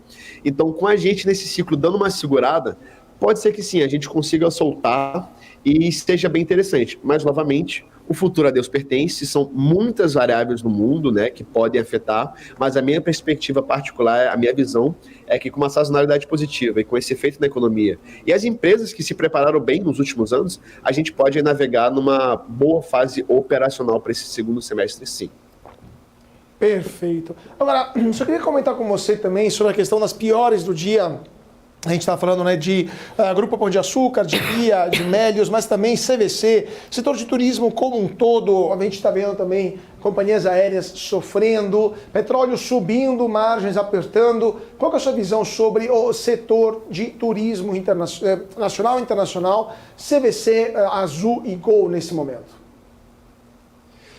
Olha, sendo bem sincero, eu acompanho muito pouco do setor, mas como a gente consome bastante de commodities e economia global, a gente tem entendimento de que é um setor com margens muito apertadas. O próprio varejo que está em queda hoje são setores de margens apertadas. Então, volta àquilo que eu acabei de falar.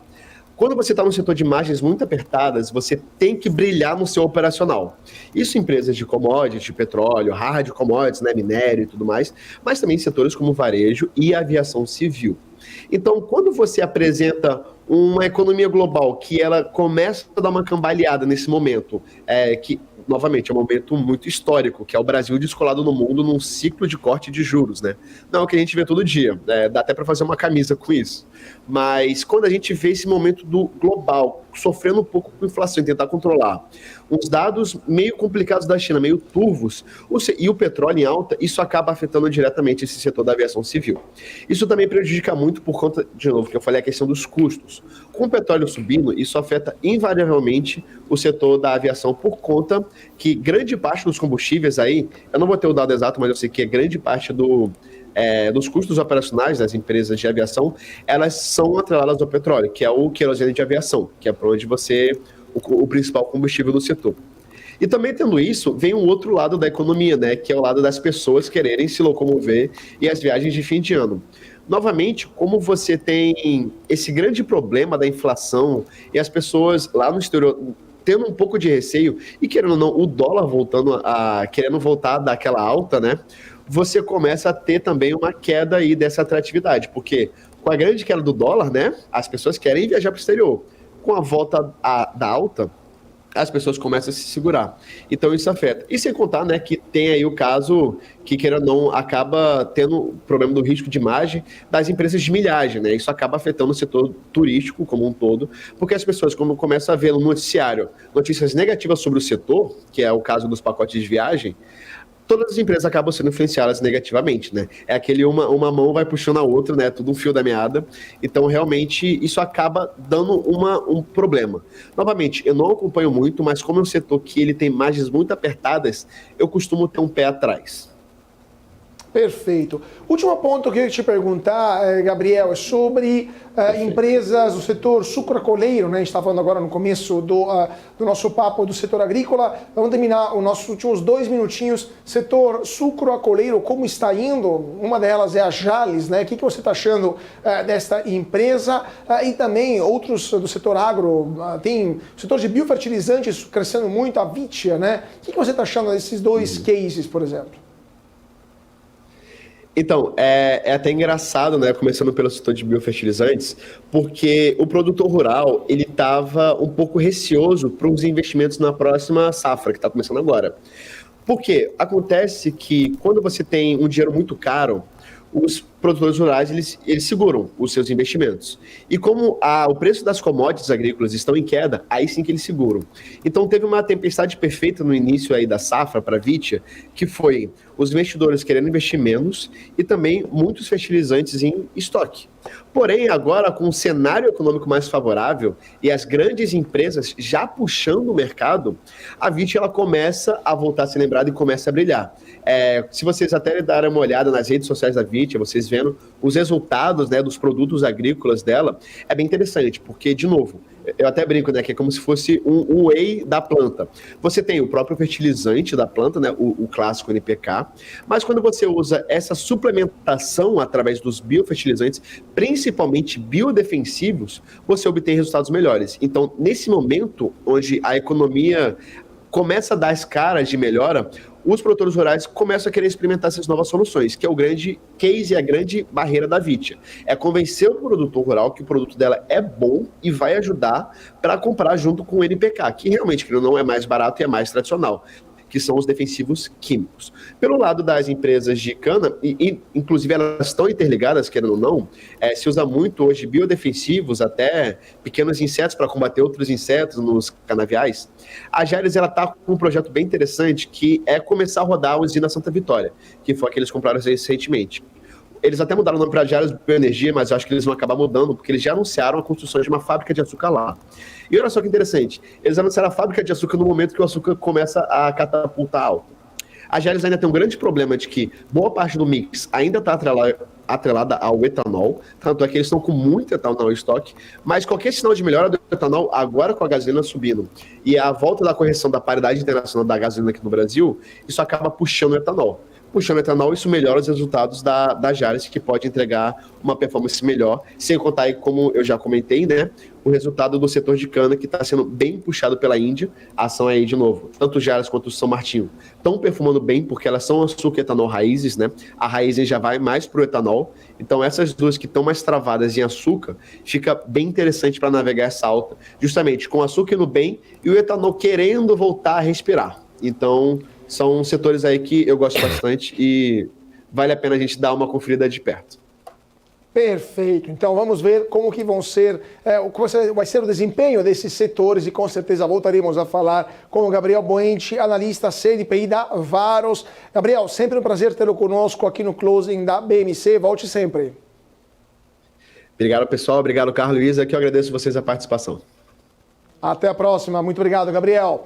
Nesse momento, 5 horas e 23 minutos, Ibovespa sobe 1,11% no aftermarket, 117.120 pontos, 13 bilhões de reais de volume negociado. Maior alta de hoje, Minerva, 4,21%, Marfrig, 3,54%, Itube, 3,39%. Grupo Pão de Açúcar cai 6,78%, Via, 6,45%, Alpargatas, 3,24%, e o dólar, por sua vez, fechando o dia no 0 a 0, dólar 0 a 0, R$4,87, R$4,87. Petrobras sobe 1,03 e vale 1,80 centavos. 1,80%, aliás. Gente, vamos para um rápido intervalo, voltamos em 2 minutinhos, então não saia daí porque temos nossa análise gráfica. Voltamos já já.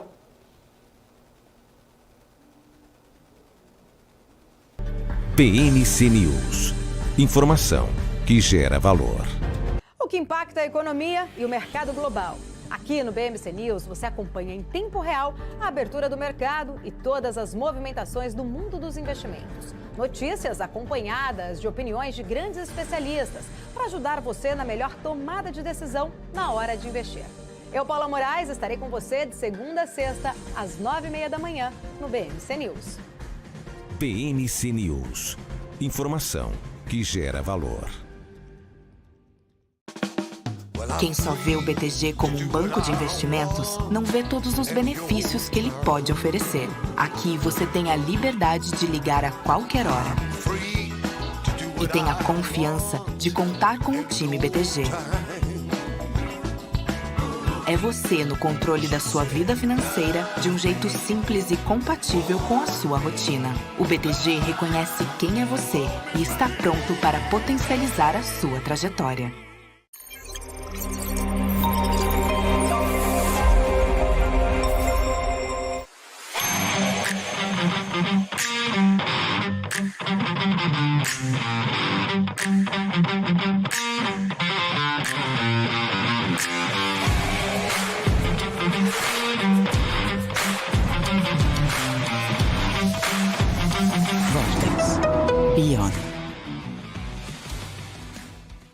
As empresas que fazem parte do seu dia a dia estão em uma das maiores bolsas do mundo, a Nasdaq. E a boa notícia é que você pode investir nessas empresas diretamente pela Avenue, sua corretora nos Estados Unidos. Com os dados das ações dos Estados Unidos fornecidos pela Nasdaq em tempo real, o cliente Avenue pode acessar diretamente as maiores bolsas do mercado americano. Entre neste mercado de tecnologia e inovação. Acesse avenue.com.br/Nasdaq e seja bem-vindo ao mercado global. BMC News.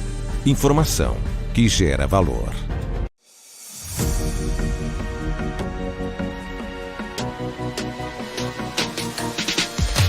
BMC BMC News, informação que gera valor.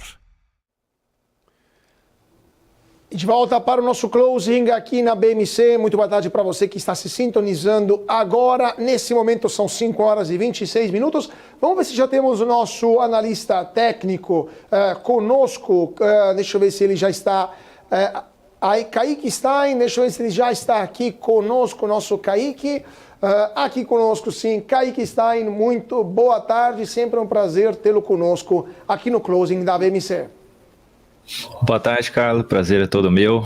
Muito obrigado aí mais uma vez pelo convite. E bora lá analisar uns ativos. Vamos lá, Kaique. Kaique, analista técnico da DV Invest. Kaique, bolsa que hoje subiu forte, dólar também ficou no 0 a 0. O que você está vendo do Ibovespa e da cotação da moeda americana? E depois a gente passa para os ativos. Perfeito. Deixa eu colocar aqui então minha tela para vocês. Começando aqui pelo Ibovespa, tivemos uma bela alta no dia de hoje, aí, subindo 1,11%. E para quem acompanha mais aqui a casa, a gente comentava que depois daqueles 2 pregões maiores de força ali na quarta e quinta-feira da semana passada ali, terça e quarta, perdão, a gente tinha retomado um viés mais positivo. Aí na quinta e sexta apresentamos uma leve correção aqui e utilizando aí de algumas ferramentas gráficas, a gente teve o Ibovespa aí na sexta-feira testando um nível importante aqui, né? Essa ferramenta chamada aqui de retração de Fibonacci, testando ali uma região importante dos 115.600 pontos e respeitou esse nível de preço. E no dia de hoje aí, já começando então a semana com o pé direito, já retornando aí para cima dos 117 mil pontos, então o viés aqui foi retomado aí um pouco mais positivo, com a expectativa de ter aí o rompimento novamente da região dos 118 mil pontos. Então, olhe com bons olhos aqui para o Ibovespa aí, para esses próximos pregões aqui nessa semana. Tá bem relevante o candle de hoje aqui para o Ibovespa, e principalmente aí puxado pelos bancos. Já falando do dólar, colocando aqui o ajuste, o dólar fechando aí no 0 a 0 praticamente, ainda não terminou aqui a cotação, mas vindo para fechar próximo do 0 a 0. O dólar que chegou a subir aí na sessão 0,8, chegou a testar ali a região dos 4,91, 4,915 e cedeu, não conseguiu se sustentar aí no decorrer da sessão. A expectativa para o dólar é de continuidade do antigo movimento de baixa, de poder testar a região ali dos 4,835 novamente, ou seja, dólar aí sendo negociado mais próximo dos 4,80 do que dos 4,90. Isso para o decorrer das próximas sessões. Caso perca esse nível de preço, a gente ainda pode ver o dólar um pouquinho mais abaixo, ou seja, sendo negociado abaixo dos 4,80, ali próximo dos 4,785, ou seja, 4,75 mais ou menos, que seria um próximo nível aí de suporte para o dólar, tá? Então, assim, os dólares seguem no viés um pouquinho mais negativo aqui para as próximas sessões, inicialmente podendo testar os 4,835. Perfeito. Agora vamos dar uma olhada nas maiores altas, maiores baixas de hoje. Minerva, a maior alta de hoje, Marfrig, a segunda, Itaú, a terceira. O que você está vendo nessas três? E me juntaria também, além da Minerva, Marfrig, Itaú, as outras empresas do setor de proteína animal, como BRF e Marfrig, para a gente ter um quadro completo do setor de proteína e entender se de fato é uma tendência para todo o setor ou só para alguma empresa específica. Então, Marfrig, Minerva, BRF, JBS e Itaú, que está no junto entre as maiores altas de hoje. Tá, legal, vamos lá. Começando aqui por BIF3, na sessão de hoje apresentando uma boa alta, Minerva, 4,2% de alta. Bem relevante também aqui o que foi apresentado no dia de hoje, uma nova sinalização de alta, uma sinalização de fundo, ainda abaixo de níveis de resistências importantes, que é a região ali dos R$11,28, mas foi bem relevante aqui o que foi apresentado na sessão. Então a expectativa é de pelo menos poder vir testar esse nível de preço, dos R$11,28, R$11,30.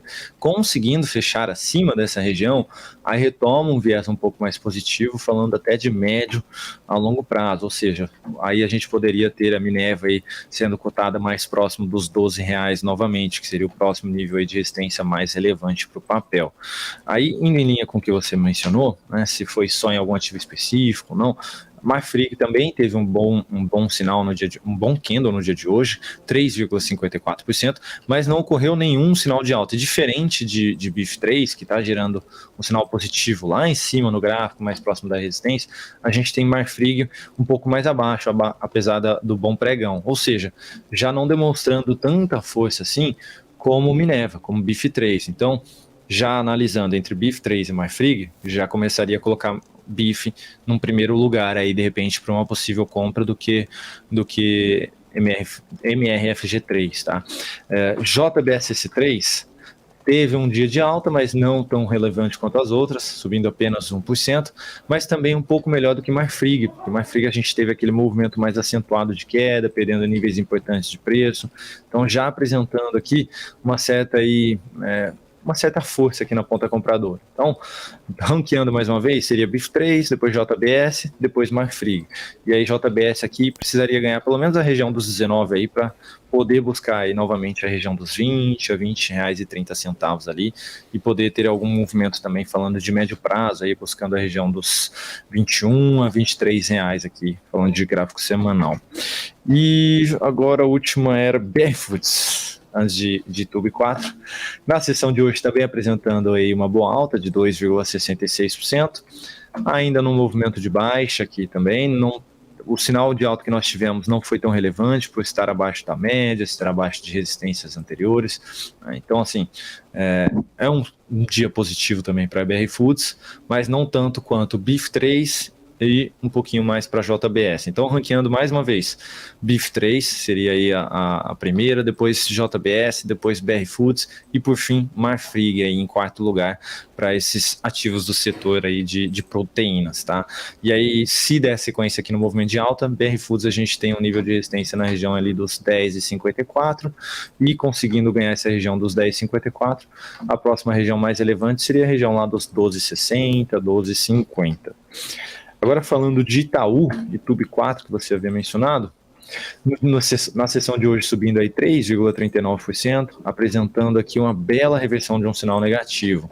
Vinha dentro de um movimento de baixa, tentou apresentar certa recuperação, não conseguiu dar sequência, apresentou uma sinalização de baixa, uma sinalização de topo, e no dia de hoje reverteu essa sinalização, ou seja, retomando um viés mais positivo para as próximas sessões. Então teríamos aí como primeiro alvo a região dos 28,20 para ser testada, que é uma região de resistência, e depois a região um pouquinho mais acima dos R$29, que é toda essa região de lateralização anterior ali do mês de junho e julho, tá? Que ficou ali sendo negociada e não conseguia ultrapassar essa região dos 29. Então a expectativa de poder testar esse nível de preço nas próximas sessões aumentou bastante. E caso realmente dê sequência nesse movimento, não só a Itaú, mas também os outros bancos, a gente tem grandes chances aí do Ibovespa reforçar aquele movimento de alta que eu mencionei no início aqui da minha participação, por conta realmente desse peso maior que os bancos têm dentro do índice aí do Ibovespa. Perfeito. Agora vamos dar uma olhada nas piores do dia. Grupo Pão de Açúcar hoje perdeu 6,78%, a Via também foi muito ruim e a Alpargatas também estão entre as três piores de hoje. O que você está achando dessas três? O Grupo Pão de Açúcar, Via e Alpargatas. Legal, vamos lá. Começando então por PK3, a gente teve aí uma queda bem acentuada, 6,8%, perdendo uma região aqui relevante de fundo anterior lá de março, então bem aí relevante mesmo o que aconteceu. E se a gente olhar para um gráfico um pouquinho maior de prazo, a gente não tem muita negociação ali para trás de 2020, porque não tinha muita liquidez aqui no papel, mas foi um sinal bem negativo, no mês aí já caindo 35%, muito por conta também da cisão que ocorreu aí no papel, mas não foi um sinal positivo, ou seja, a expectativa de ter ainda a continuidade desse movimento para baixo existe. Tá? Mesmo que tenha alguma tentativa de recuperação no curto prazo, o viés segue mais negativo, aí falando de médio a longo prazo. Tá? Então, assim, caso ocorra alguma tentativa de recuperação, a gente teria resistência nos 5,80 e depois um pouquinho mais acima ali na região dos 6,70, seriam os níveis aí que poderiam ser testados caso ocorra alguma tentativa de recuperação, falando de curto prazo. Agora falando de Via 3, Via Varejo, na sessão de hoje aí caindo 6,45, esse papel sem muita surpresa, tá? Dando continuidade no movimento de baixa que já vinha sendo apresentado. Toda vez que o papel tenta se recuperar, no dia seguinte ele devolve. Então, ali 2 semanas atrás, aí o papel subindo basicamente 6%, no dia seguinte já devolveu todo o candle de alta, então segue dentro de um movimento de baixa aqui, MyFrig, e aí a gente pegando aí um nível de suporte mais relevante aí para trás, seria basicamente a região ali de 1,17, ou seja, até esse nível de preço, a Via Varejo não tem nada aí, tecnicamente falando, para poder segurar o ativo, tá? Tem um leve gap ali um pouquinho mais para cima na região de 1,23, mas enfim, está sendo negociado em 1,45 agora, ou seja, tem espaço para continuidade aqui desse movimento de baixa, que é excelente aí para quem está vendido aqui, para quem está na posição vendedora do papel. E por fim aqui, Alpa 4, na sessão de hoje aí apresentando queda de 3,24% e basicamente ainda testando aqui a região de suporte da média, uma região de topo anterior também. Então, dentro de uma tendência fraca aqui de alta, se a gente considerar esse último topo sendo descendente até uma tendência indefinida, mas ainda na tentativa de poder buscar ali a região dos R$10,90 até a região dos R$11. Então, se fosse para olhar para algo na ponta compradora, seria tentar buscar realmente esses níveis de preço, aí de R$10,80 a R$11. Caso perca aqui a região dos 9,50, pode aí acentuar um pouquinho mais a queda e voltar a ser negociado ali mais próximo dos 8,50. E aí, perdendo esses 8,50, teria aí mais para baixo uma outra região de suporte na região dos R$7. Perfeito. Isabela, sua pergunta para o nosso Kaique. A gente falou mais cedo de Natura, em questão do Conselho de Administração ali, que explorou alternativas estratégicas para The Body Shop. Queria dar uma olhadinha em Natura, por favor. Legal, vamos lá. Natura chegou a abrir com um belo gap de alta aí na sessão, chegou a subir 5%, na abertura, né, chegou a subir 5%, na máxima do dia chegou a subir 6,5%, mas não conseguiu aí apresentar nada muito relevante tecnicamente falando. Testou a região ali dos 16,20, que ainda é um nível aí importante de preço que precisa ser ganho pelo papel, ou seja, nas próximas sessões ainda precisa apresentar um fechamento acima dessa região dos 16,20, pois caso não aconteça, o viés negativo ainda permanece no papel, podendo aí esticar um pouquinho mais, por exemplo, até a região dos R$14 aqui. Quando a gente olha para um gráfico semanal, o papel até vinha apresentando uma bela reversão de tendência, mas já perdeu a última sinalização de alta aqui, que foi o último sinal de fundo que foi apresentado ali em julho, basicamente. Tá? Então, assim, precisa realmente aí ganhar essa região dos 16,20 para retomar um viés mais positivo aí, e a gente, quem sabe, poder ver o papel sendo negociado inicialmente nos 18,50 e aí depois abrir espaço aí até para buscar um pouquinho mais acima ali a região dos 21,50.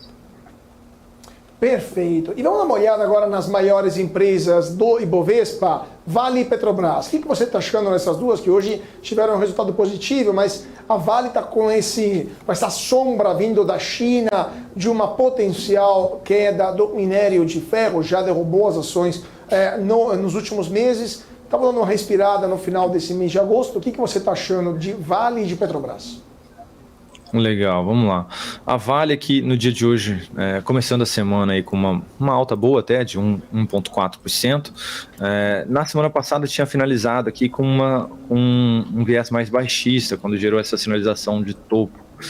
E aí, iniciando a semana dessa forma, ela já enfraquece um pouco essa sinalização mais baixista, ou seja, ela já tenta retomar aí um possível movimento de alta falando de médio prazo, ou seja, quando a gente olha para o gráfico semanal, a gente pode ver de repente a Vale novamente testando ali a região dos 64 até a região dos 64,50, que seria uma região aqui de resistência bem relevante para o papel. Tá? Então, assim, reforça essa expectativa de buscar essa região de preço que eu mencionei, se a gente tiver aí uma superação dos 63 e 67, ou seja, a Vale voltar ali para cima da região do dia 24, do dia 23, voltar para cima dessa máxima aqui, a gente poderia então ter a continuidade aí desse movimento. A Vale realmente segue um pouquinho mais fraca, bateram bastante aí nela, se a gente olha para um gráfico mensal, está se segurando numa região importante aqui de fundos anteriores, que é a região aí dos 62 até a região aí da mínima do mês em R$61. Caso perca esse nível, pode ainda escorregar um pouquinho até os 58, mas já é uma região aí, falando para quem gosta de aportes pensando, visando longo prazo, e até mesmo aí a questão de dividendos, lembrando também que a Vale é uma boa pagadora de dividendos, está numa boa região aqui, onde você pode realizar esses novos aportes. A gente teve uma sinalização de alta que foi já anulada com essa reversão aqui, com esse candle de baixa desse mês, mas ainda permanece, ainda segura nessa região onde possibilita, sim, para quem, mais uma vez, gosta dessa visão mais de longo prazo, focando em dividendos e tudo mais, seria uma região onde novos aportes seriam bem-vindos aqui, tá? Ou seja, a gente poderia ter alguma tentativa de recuperação aí, visando o médio a longo prazo. Petrobras, na sessão de hoje aí fechando com 1,13 de alta, segue um pouquinho mais lateral aí desde quinta-feira, né, mas ainda com viés mais positivo. A Petro aí vem apresentando máximas históricas a cada dia que passa, não está longe ainda a última máxima renovada nos 32,72, então ainda segue num viés mais positivo aqui, tá? Para quem está interessado em compra de curto prazo, o ideal seria alguma correção mais próxima à média, para ter uma melhor relação risco-retorno, mas para quem está posicionado no médio ou longo prazo, sem sinais de saída aqui até o momento, né? Segue firme e forte aí dentro de um movimento de alta bem relevante. Então, Petro segue aí puxando bem o nosso índice para cima, tá? Perfeito. Isabela, sua pergunta.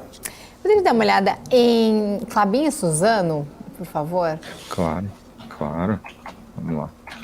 Começando aqui por Klabin, na sessão de hoje aí apresentando uma alta de 0,88%, se mantendo acima de uma região importante de preço, que é a região dos 22,60.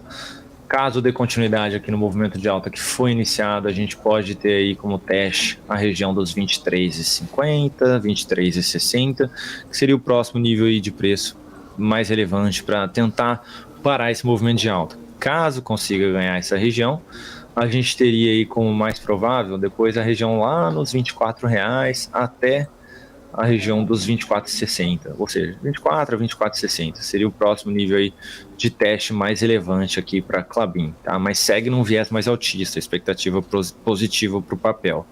Falando de Suzano,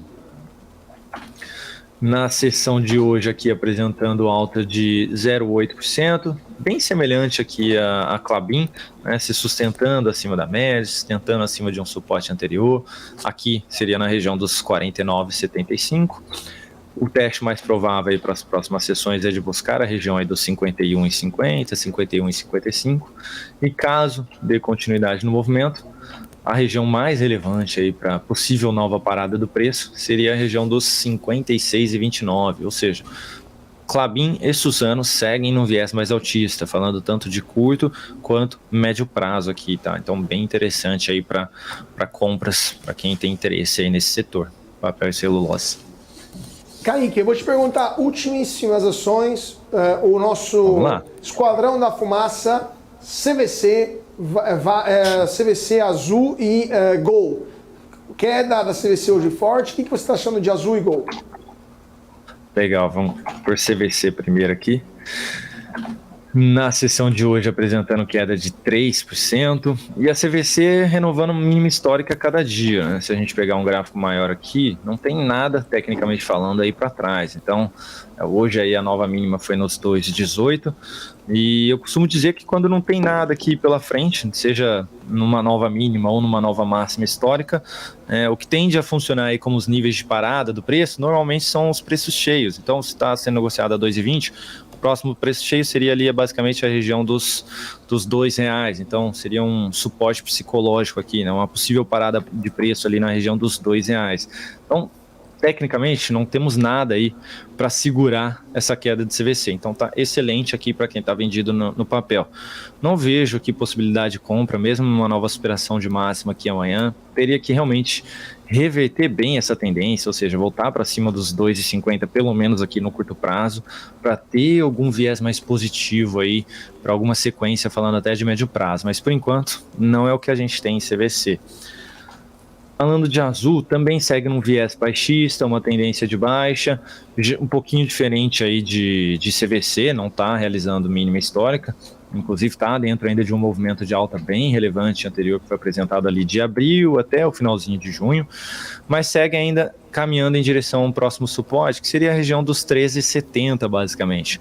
Então, para quem está vendido, eu tentaria levar até esse nível de preço, e para quem tem interesse em compra de curto e médio prazo, com um perfil um pouquinho mais arrojado, uma sinalização de alta próxima aí dessa região dos 13,70 faria um pouco mais de sentido.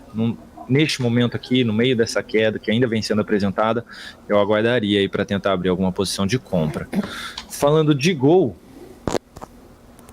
na sessão de hoje aí Gol subindo 0,14, mas também ainda dentro de uma tendência de baixa, já devolvendo bem o movimento de alta anterior, quando a gente compara ali com a Azul, né, a Azul mais ou menos aqui ainda comparado ao movimento de alta, e a Gol já devolvendo bastante, então já testando um primeiro nível de suporte, que é essa região aqui dos R$ 7,11 a R$ 7,15 aqui, mas caso seja perdido esse nível de preço, a gente ainda pode ter Gol esticando até a região dos R$ 5,90, então aqui já descaracterizando um pouquinho. Então, se eu fosse olhar entre Gol e Azul, para qual olhar mais para compra, eu ainda escolheria Azul, porque tecnicamente ela ainda está um pouquinho mais forte do que Gol 4, tá? Então, eu daria mais preferência aí para Azul. Tá? Se resolver esticar Gol, ainda pode buscar os 5,90.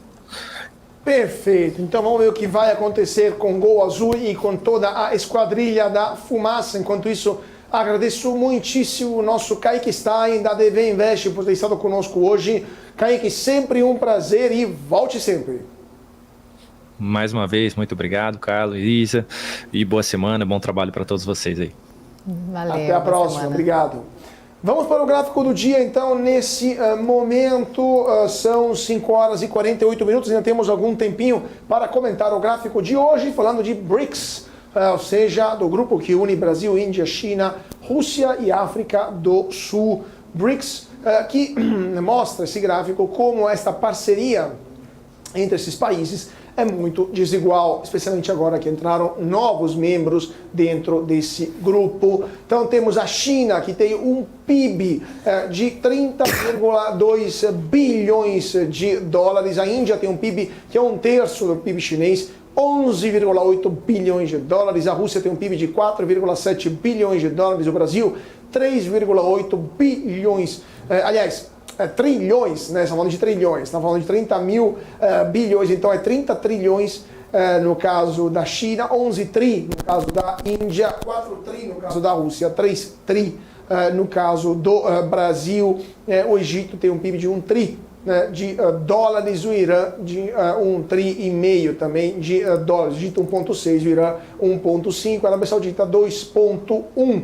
Então temos uma situação econômica muito diferente, 30 trilhões de um lado contra apenas na China, contra apenas 3, 1/10 do PIB chinês é o PIB do Brasil. Então situação muito diferente nessa expansão dos BRICS. Estamos falando de PIB em dólares internacionais, em paridades de poder de compra. Isso mostra como a economia da China é mais do que o dobro, quase 3 vezes a economia da Índia e 10 vezes a economia do Brasil. Então, os dados são do Fundo Monetário Internacional. Sua pesquisa World Economic Outlook, a visão econômica mundial. Então, assim, esse é o nosso gráfico do dia, assim mostra o PIB dos países membros dos BRICS. Temos mais alguns minutinhos. Isabela Takaki, notícias de ultimíssima hora.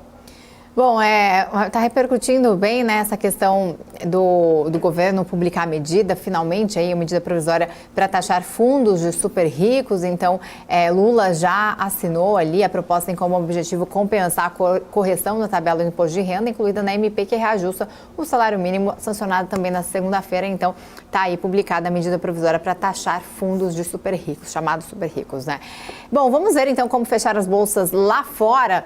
Em Wall Street, as bolsas de Nova York fecharam com alta. De um lado, houve apoio de medidas anunciadas pela China para apoiar o mercado de capitais local, em mais uma tentativa do governo de acelerar a economia. E de outro lado, houve certa cautela antes de vários dados importantes que saem nessa semana lá nos Estados Unidos, como o payroll e o PCE, O relatório ali é a segunda estimativa do PIB do segundo trimestre e o PMI medido pelo ISM.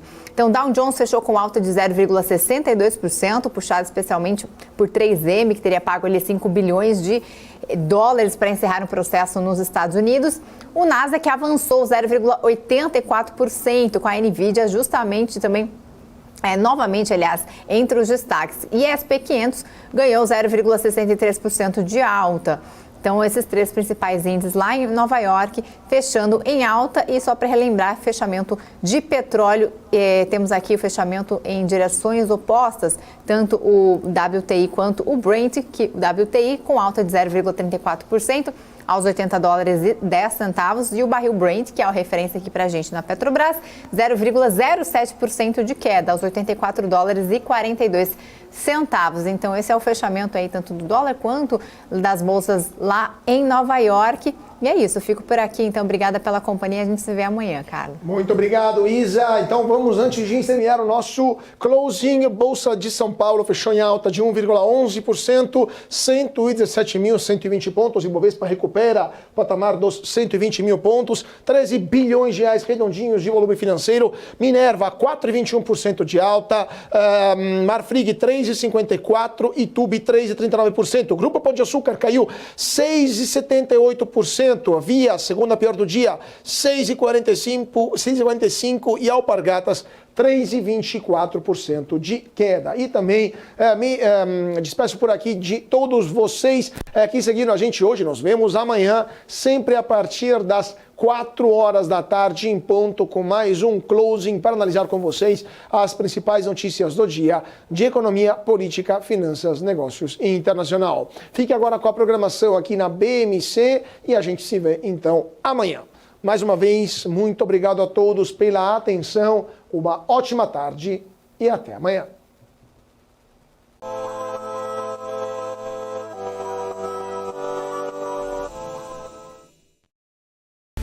BMC News. Informação que gera valor. O que acontece no mercado financeiro no Brasil e no mundo está na BMC News. São 24 horas de programação para ajudar o investidor na melhor tomada de decisão. Independência e jornalismo sério. Não estamos plugados em nenhuma instituição financeira. Isso nos dá liberdade de levar a informação sem nenhum viés, sem conflitos de interesse.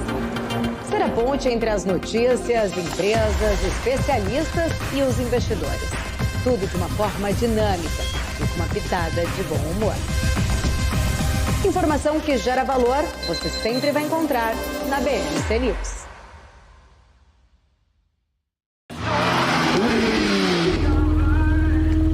Boa volta. Cara, demais. Foi boa.